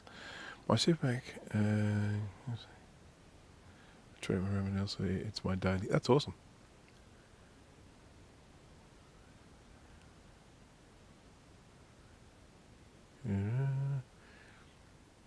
I'm just reading all this stuff. Yeah, look, I've got a really good question for you, Retro Macintosh, because I did ask this earlier in the live stream, and I am very curious for an answer. What does one do with 128 megabytes of RAM in an SE30? What task do you do with an SE30 that can utilize 128 megabytes of RAM? I love the novelty of putting 128 megs of RAM into an SE30 because with the price of RAM these days, you can actually do it. It's not, you're not breaking the bank. Back then, you couldn't. When the SE30 first came out, they didn't make 16 megabyte SIMs. So that was out. But when 16 megabyte SIMs did end up coming out, it probably would have cost 10 grand, maybe more, possibly more, probably more, to upgrade an SE30 to its full capacity.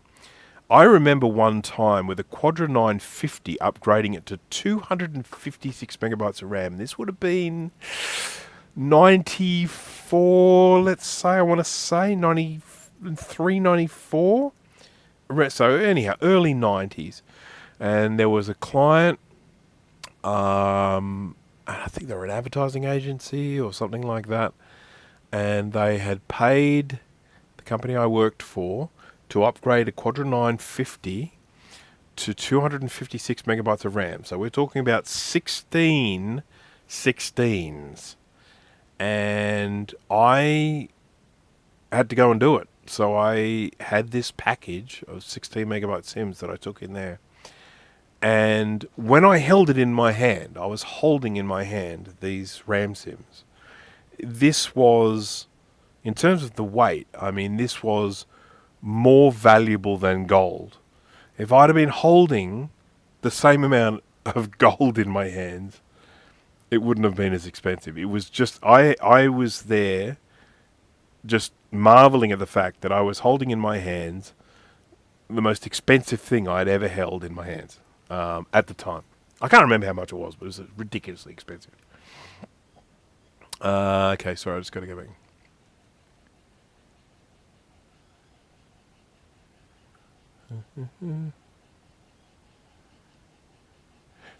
The RAM check takes so long, I'm reconsidering my decision. I like that.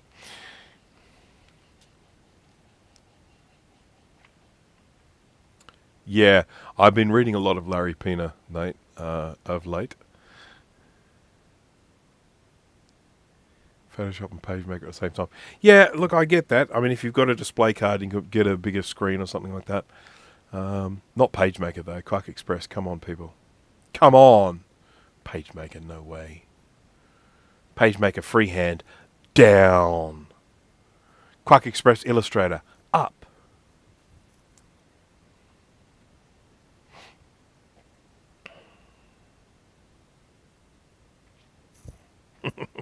All right, so this is the Mac Plus, which is just, I don't. Why am I even bothering? It's a Mac Plus, for goodness sake. No, but I should. I mean, I paid for it. I didn't pay stupid money, but I did pay for it. So I am going to. I haven't done a full recap on this yet. I've replaced a few caps, but not many. But the problem is all, along here. So I have replaced this. I've replaced this. I've replaced this. Probably needs to be replaced again because it's probably baked. I've replaced this, this, and this. And I think I did this one as well. I did Q5 maybe? I'm not sure. No, it wasn't this. Yeah, Q5. And I replaced that as well. So all I'm going to do before I finish this live stream, I'm going to remove these two resistors. I'm going to remove this transistor. I'm going to replace it with a different one. And then we're going to fire it up and just see what we get. So, won't that be nice? My middle school was Team PageMaker. That's horrific. Out here, schools used a thing called Ready, Set, Go. Does anyone remember that? Does anyone remember Ready, Set, Go? It was Die Stamping Factory in the 2000s with the AGFA typesetters, and all used old-style Macs with Quark. That's so cool. Yeah, I mean, so my professional career, I mean, I started working professionally in very end of 1988. My first full year of gainful employment was 1989. And I think it was 1989, maybe 1990, probably still 1989, that I got a job working at a pre-press studio. It's just as a lackey. But I I worked very, very hard, and I got myself into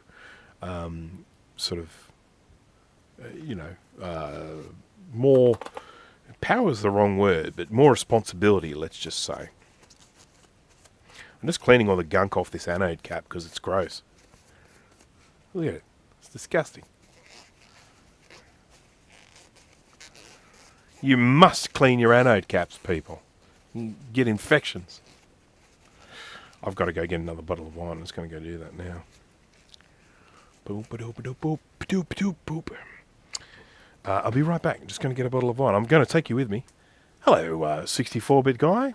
Mark Hanning, hello there. Thank you for joining. We're getting towards the end. I'm just doing one more thing and then I'm going to finish. But I do need to get another bottle of wine because this one is finished. And this is all about workshop and wine. You can't have the workshop without the wine. And bird noises, if it's my house. That's for sure.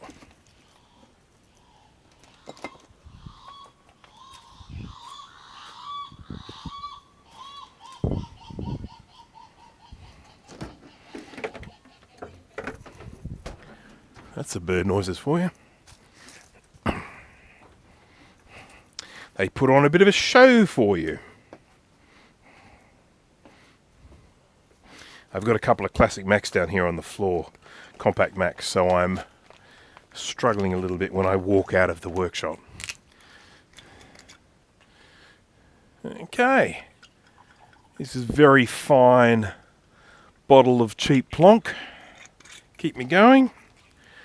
An Ardia Shark.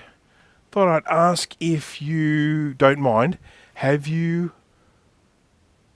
heard anything about Stereo V4? I just noticed it's listed, but the link does not work yet. I have, and they were supposed to send me a sample, but they haven't, so I need to speak to them about it. Now, it's really exciting. So I do actually want to do a video about this Stereo V4. So the important thing about Stereo V4, we're talking about flux, by the way. I've just gone on a tangent, sorry. So Stereo, hello. Stereo, wonderful stuff, great flux. I use the Stereo ASM. That's the one that I like to use. The main benefits with the Stereo ASM are that it lasts for a long time. So when you're doing work with this constant high heat, it tends not to sort of all burn away, so you don't have to keep reapplying the flux. And so that's one of the benefits. So and it's a really good price. Now the downside to using a Stereo ASM is that it has some chemicals that are, they're not ones you want to be breathing in too often, certainly without fume extraction. I've got a great big fume extractor here, and this is what I use. Very important. If you don't have the money for a fume extractor and you're wanting a decent flux, you're more likely to go down the path of going with like a version 3, a V3 flux, because it's not as bad in terms of the chemicals, in terms of the fumes that it gives off. Now, the V4, this is the really important thing about the V4. The V4 carries that on. It is a more health-friendly, it's not healthy or anything like that, but it's more health-friendly flux, but it apparently lasts a lot longer with the high heat. You don't have to reapply as often. So they basically told me about it, and I thought, this sounds awesome. So would you like to try a sample? I said, yes, give it to me post-haste. But they're sending it to me from the Australian reseller, and they haven't yet. So I'll need to actually get onto them and ask them about that. But I can tell you that I really want to get my hands on some V4 and give it a try. So, yeah. It's hard to get 4x3 LCDs. It is very true. I found this one the other day. Oopsie. I got this one, and this is going to be part of a computer project that I have. This is going to get pulled apart. But I'm tempted to actually buy another one of these, because this is actually really handy, because it's got VGA, it's got just the analog inputs, and it's got HDMI input as well. So that's a bloody mosquito. Blood-sucking mosquito. Mosquito, get away with you. So, yeah, it is very hard. I missed it. Right, so I'm going to take these things off here, because that's what I'm here to do. That one, that one, that one. Might need to swap over my glasses. You're most welcome. I'm glad you're interested. I am also interested, because it's... I guess it has to do with the hobbies that I keep, but I find flux really interesting.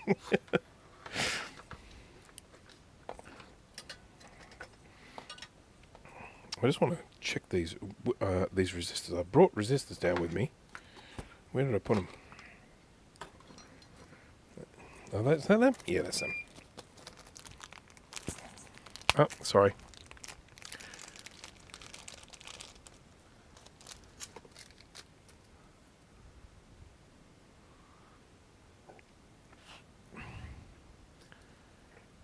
V4 in a future live stream, hopefully. Hello, XK Steve from the UK. Love that flux. Awesome. Thank you for saying hello. And Yuri M, hello to you as well. Yeah, I've just got to get my hands on this V4. I mean, they called it Sample 99. I thought I was going to get hold of a pre-release sample, but they're already kind of letting the word out that they're going to have this one coming. Because I got to try the Sample 88 before it was even going to be known as the V3. That was kind of fun. The people at Stereo are wonderful. They really are.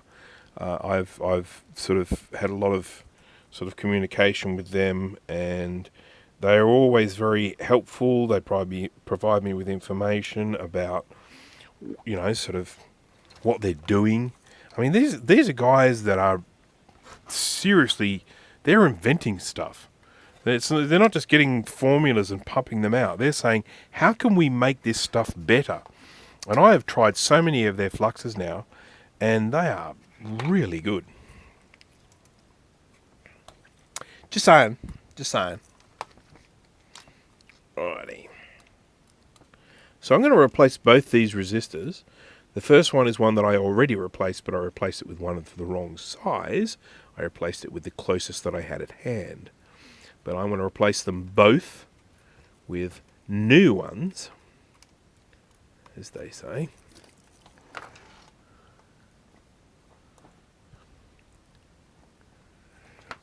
I actually would really like to get hold of an old LCD screen, and I saw one at a like a pawn shop a while ago. I was just in there, and there was someone had a liquid crystal, an old liquid crystal 4x3 monitor, and I was just like, oh, I should buy. It was $50, and I was like, oh, I don't know. But I really should have just bought it. I think I just knocked one of these resistors onto the floor. I think I just kicked it to the curb.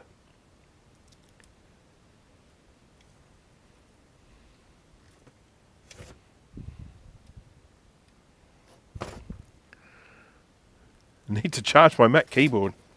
At least you can charge it while still using it, not like their fucking mouse. Now,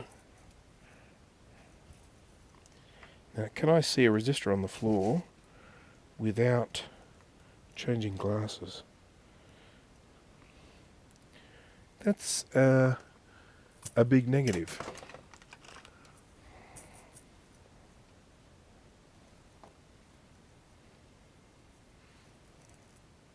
I may end up just grabbing another one because I don't see it. And I'm not going to look forever. Nope. Life is too short.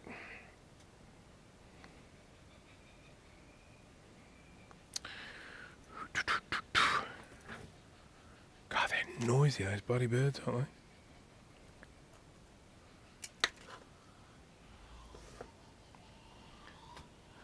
So the birds you're hearing at the moment are actually cuckoos.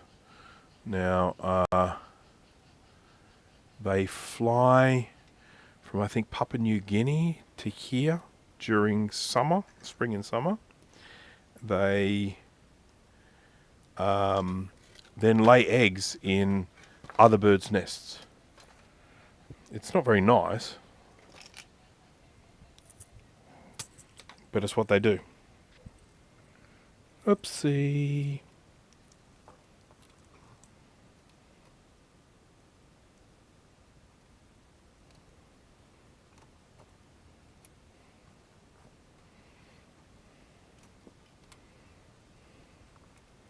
They basically lay their eggs in another bird's nest, let the other bird raise the chick, and then when the chick is mature, the parents come back, grab them, and they fly back to Papua New Guinea. I think that's where they come from. It could be somewhere else, but I'm going to say Papua New Guinea.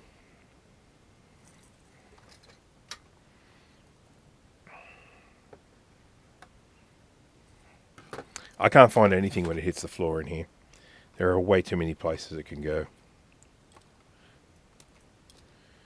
Alright, so I've replaced those two resistors. Resistance is futile. Star Trek reference. I'll be watching something sci-fi tonight because my wife isn't here. She doesn't particularly like sci-fi. Mind you, she did enjoy The Creator, and that is sci-fi. Has anyone here seen the movie The Creator? That, I think, is one of the best movies that has been made in a long time. Others may disagree, but I love that movie. I thought it was an absolute cracker. Like the cookies are from the western suburbs. Yeah, except I'm in the western suburbs. I'm already in the western suburbs. I'm in God's country here. Out. Just burn myself again. Alright, I'm going to replace this thing, even though it'll probably do nothing. But I'm going to replace it. There's my bloody Revlon tweezers.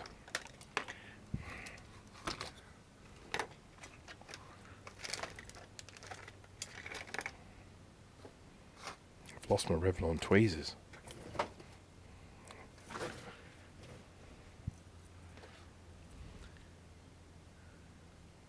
Kai, hello there.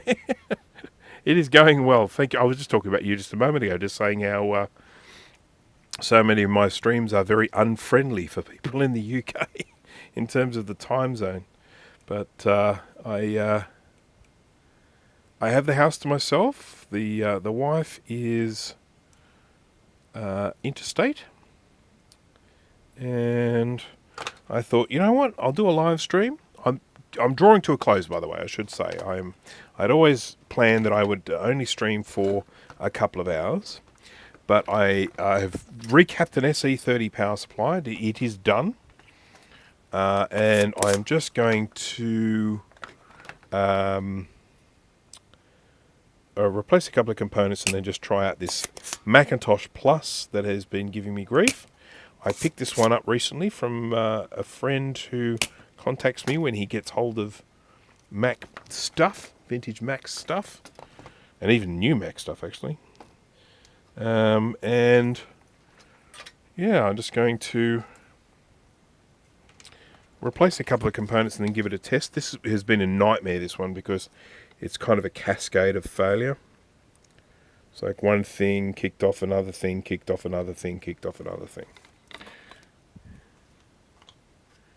Home on Tuesdays and Fridays, saw you were live and decided to procrastinate and not do any work for the next 15 minutes at least. That's a good move. That's a good move.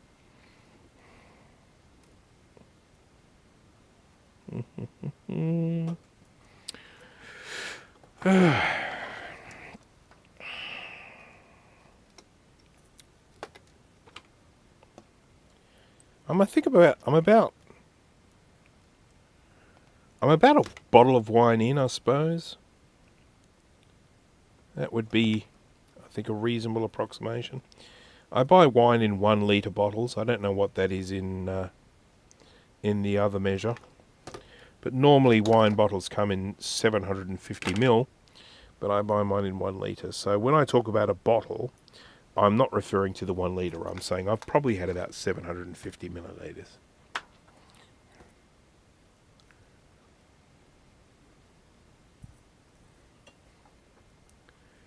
You know one thing you could do, Kai? I don't know if you can do this, but it would be a good thing if you could, is make a reloaded flyback transformer.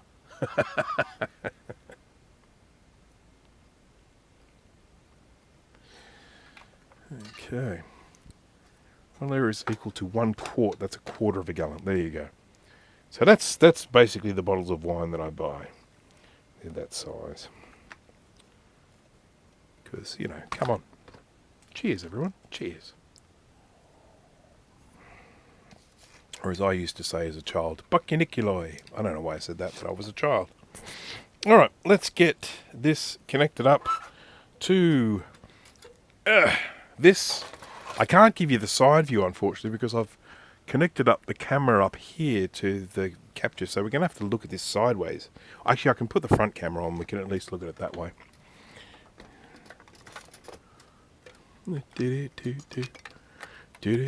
Oh, crap, that's got to be bad. I don't know. I feel like that's not meant to be like that. Should I replace that? Oh, that is so broken. Yeah, I'm going to replace that. That's probably one of the reasons why this is so bad. Far out. Oh, far out. It's so bad, you know. So this is the little adjuster that does, I don't know, the width or the height or something. And it is just, it's bad. It's broked.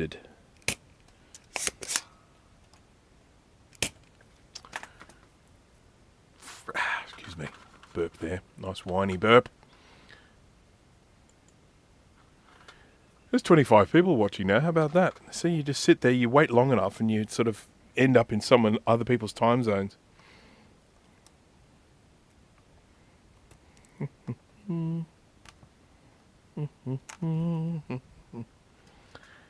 Tech Knight had an idea to do something like that, replacement floppy. Yeah, I would. That's something I would entrust Tech Knight to do. I'm not saying I wouldn't entrust you to do it. I would totally entrust you to do it. But I'm saying Tech Knight is another person I would entrust to do something like that.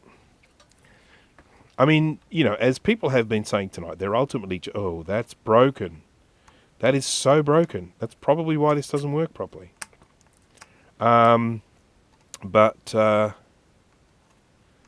Yeah, I mean, oh, fudge. That doesn't go to anything. I'm just going to snip this. I'm going to snip it. Just use my moil. Come on. Out you come. Oh, wow. This is Rogered.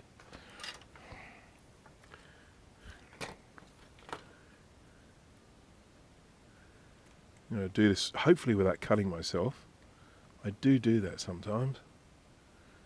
And I'm hoping that the one that I'm going to replace this with is not also Rogered.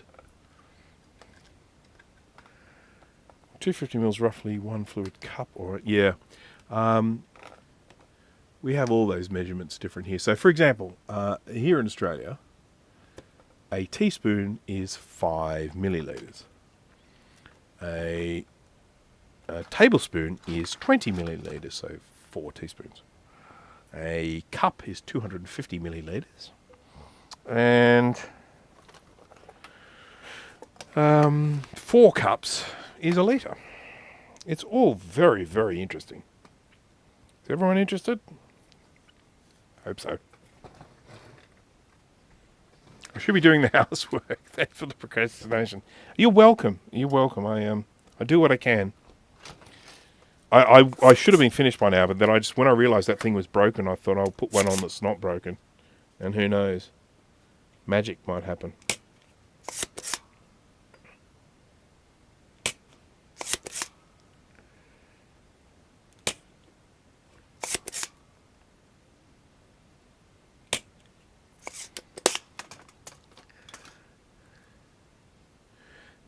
Three teaspoons here is 1 tablespoon. Yeah. So, and it varies. It actually varies. Even in the UK, they do tablespoons differently to us. Even though they've metricated over there.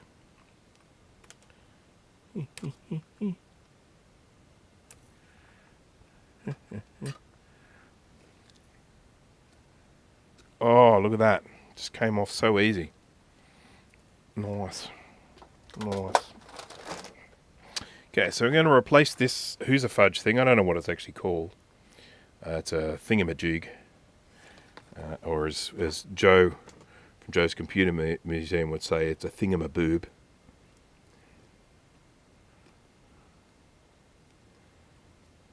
He'll never live that down.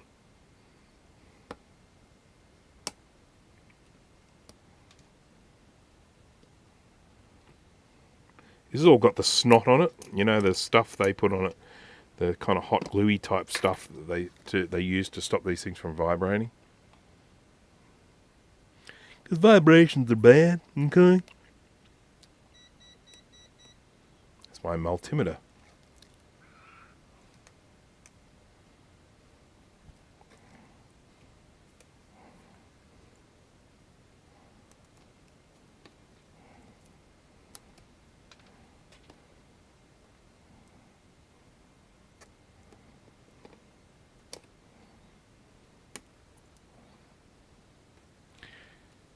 South Africa is fully metric. Well, there's only, I think, what is it, I think 3 countries in the world that are not metric yet.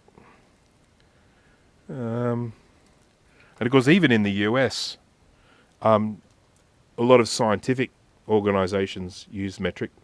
NASA uses metric.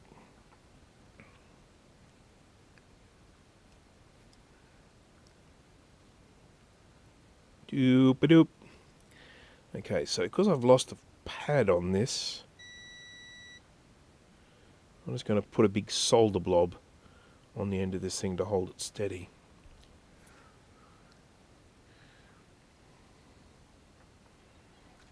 Two-litre became the standard soda bottle. It's interesting because that's... Well, actually, I was going to say the 2 standard sizes here of what we call soft drink, not soda. Soft drink is the term that we use here for that. The 2 main sizes are 1.25 litres. I don't know why that sounds like a leftover from a probably non-metric measure. And then 2 litres. 2 litres is the next size up. There we go. I've just put a great big solder blob on this thing here just to... It doesn't go anywhere. It's just to try and hold it in place. Alright, so I have replaced 3 components here. 2 resistors, a transistor, and this...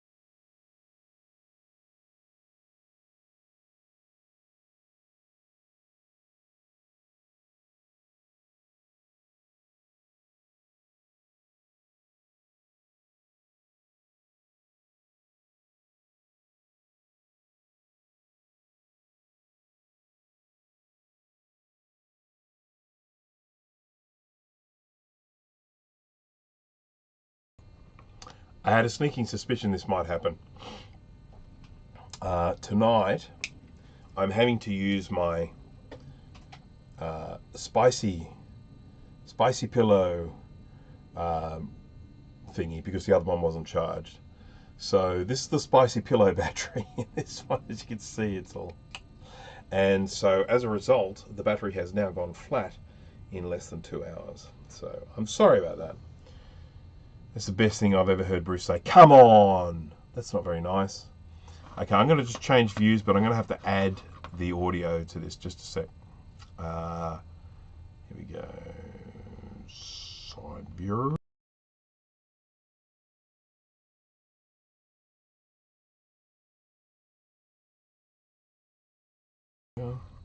Okay, should be able to hear me now. So this is just using the crappy microphone off that, but I'm not going to go up there because I'm nearly finished. I'm not going to go up to the house and get... Oh, look at this mosquito eating me. Look, this guy. Poof, gone. Yeah, I'm not going to go up to the house and get a new microphone right now or a new transmitter because I'm nearly finished. We can just do with crappy sound for the end of this. All right, plugged. All right. Now we go to this view here. Let's see what happens on the screen here. I'm going to turn this down a little bit. There we go.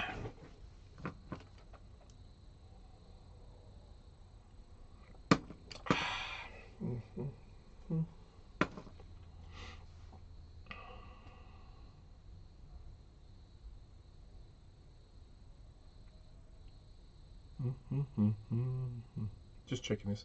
The fix is 69. Hello there. Having a go at each other is an Australian thing. It definitely is. You just got to give it back. All right, go eat pizza and watch a movie and drink wine. Yeah, I'm going to do that as soon as I've done this. Right. Okay, I'm going to do something here which I don't recommend anyone does. So just, you know, do as I say, don't do as I do. I'm about to play around with like exposed high voltage stuff while I've been drinking, and that's just stupid. I mean, I've seen people do stupider things, but it's still pretty stupid. All right, so I'm going to plug this in right now. This is live. Exciting, isn't it? Okay, so I'm going to switch this on. We're going to see what happens. What I expect is a chime and a distorted screen, but you know, that's a nice loud chime, isn't it? I'm playing with the brightness knob.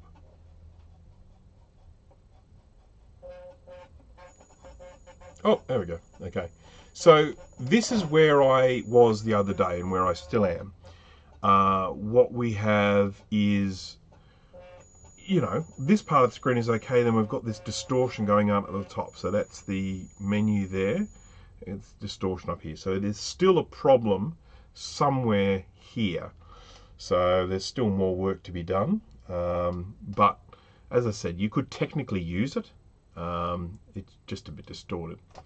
So that's where we are with this one. We definitely got further along, but having replaced those things I replaced tonight, it has made zero difference to how this was before. So still work to do. But we're getting there. At least we know the logic board works. Oh, I could always set it up with one of those power supplies and an HDMI thingy and do it with an LCD screen, but I'm not going to do that.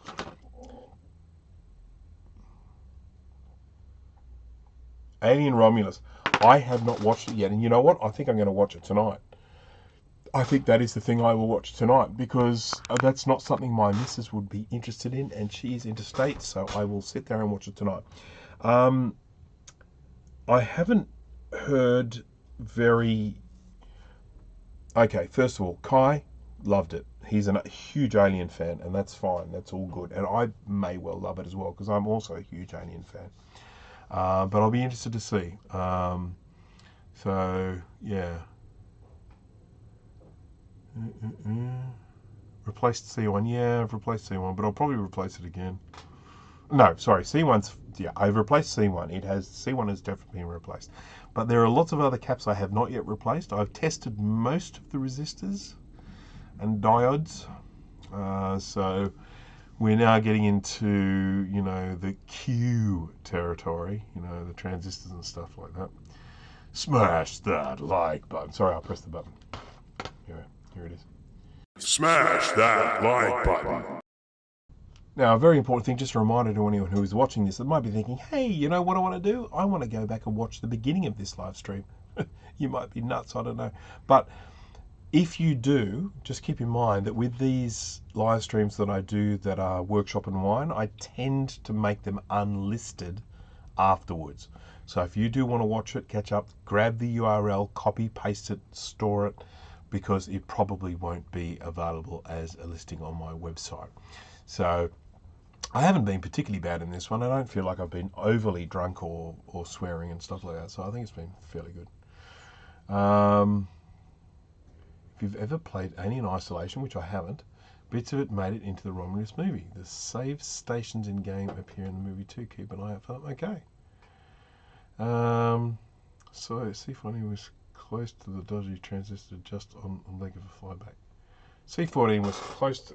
you're going to make me bend over and have a look at this one. Hang on, I've got another one here. Here's one I prepared earlier. C14 was close to the dodgy transistor just on the leg of a flyback. C14. C14. Are you looking at the international board? Because the international board is different. C11, C7, CR5. Have I replaced C2? I think I have. Yeah, I've replaced C2, I've replaced C1. And I replaced a really corroded axial cap as well. And I replaced 2 resistors. And yeah, and I replaced C3. I'm pretty sure I replaced CR1. I replaced CR5. I replaced Q2. I replaced Q5. I replaced R3, R2, Q1, and Q4. But just keep in mind, all of those ones I'm listing are international board, not US board. Brian Andrews, hello there.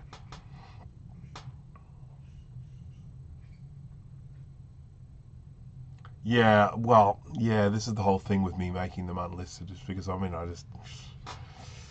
yeah, and of course I always make these ones non-monetary, so you know I don't have any advertising in them theoretically, because I don't want to just sort of mess with the advertisers. The advertisers may not want me swearing. I don't consider myself drunk at this stage. I consider myself tipsy. I'm enjoying it. Okay.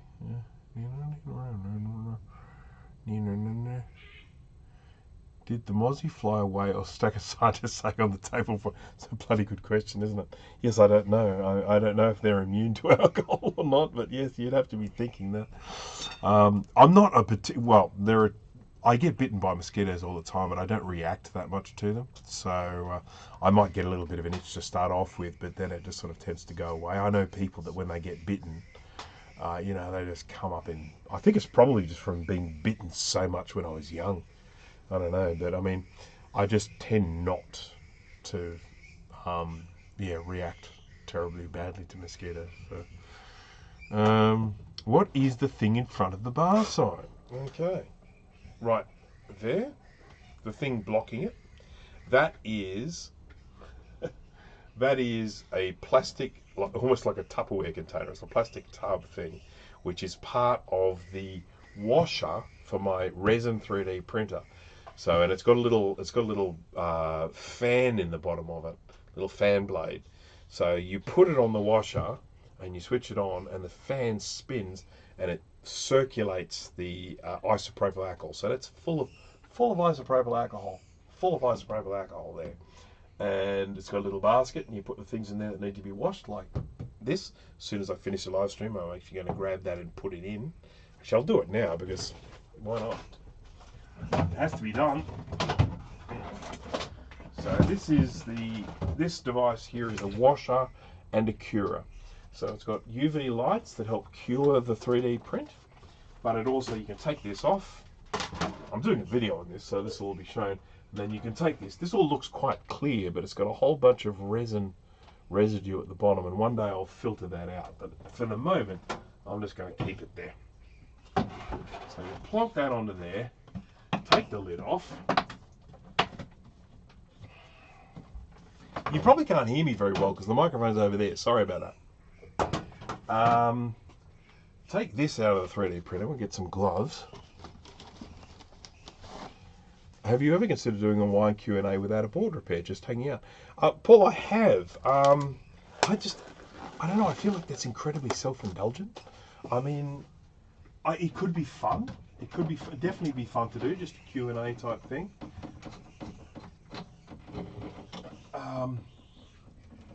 When my 3D print, when back in the old Mac-Yak days, Greg Rutke from Rutke Mods, he used to do a lot of Q&As, and we used to give him a lot of grief about it.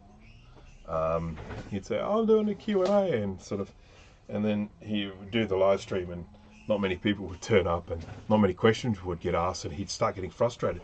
"Come on, guys, you got to ask me some questions." And I just thought, oh, I don't want to be in that predicament. The audio isn't that bad. That's good to hear.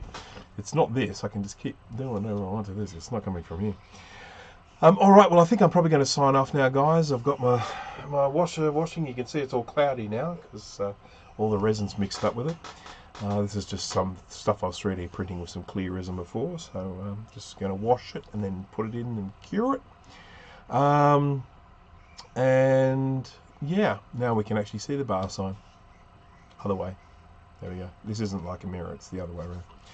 So anyhow, I'm going to wrap this up. I'm going to say thank you very much for everyone who has joined me here tonight. I would have been happy if I was only streaming to, like, 5 people, but there are 24 people here at the moment, so thank you very much. And I'm very glad people who are in different time zones that don't normally get to see my live streams live, I'm glad there are a few of those people that were able to join and be part of it. I really appreciate you being a part of it, and keeping the chat lively and asking all the questions. Sorry if I missed anything. It wasn't personal. I just often skim and I sometimes miss some. We did get the SE30 power supply recapped. I'll get that put together sort of over the next few days, and I'm pretty sure it'll be working as well. So absolutely fantastic. So XK Steve, thank you for that. 4 a.m. Jesus, Brian, you need to get to sleep. Goodness me. Alrighty. Have a good one. I hope it's you have a wonderful day, night, whatever it happens to be in your part of the world.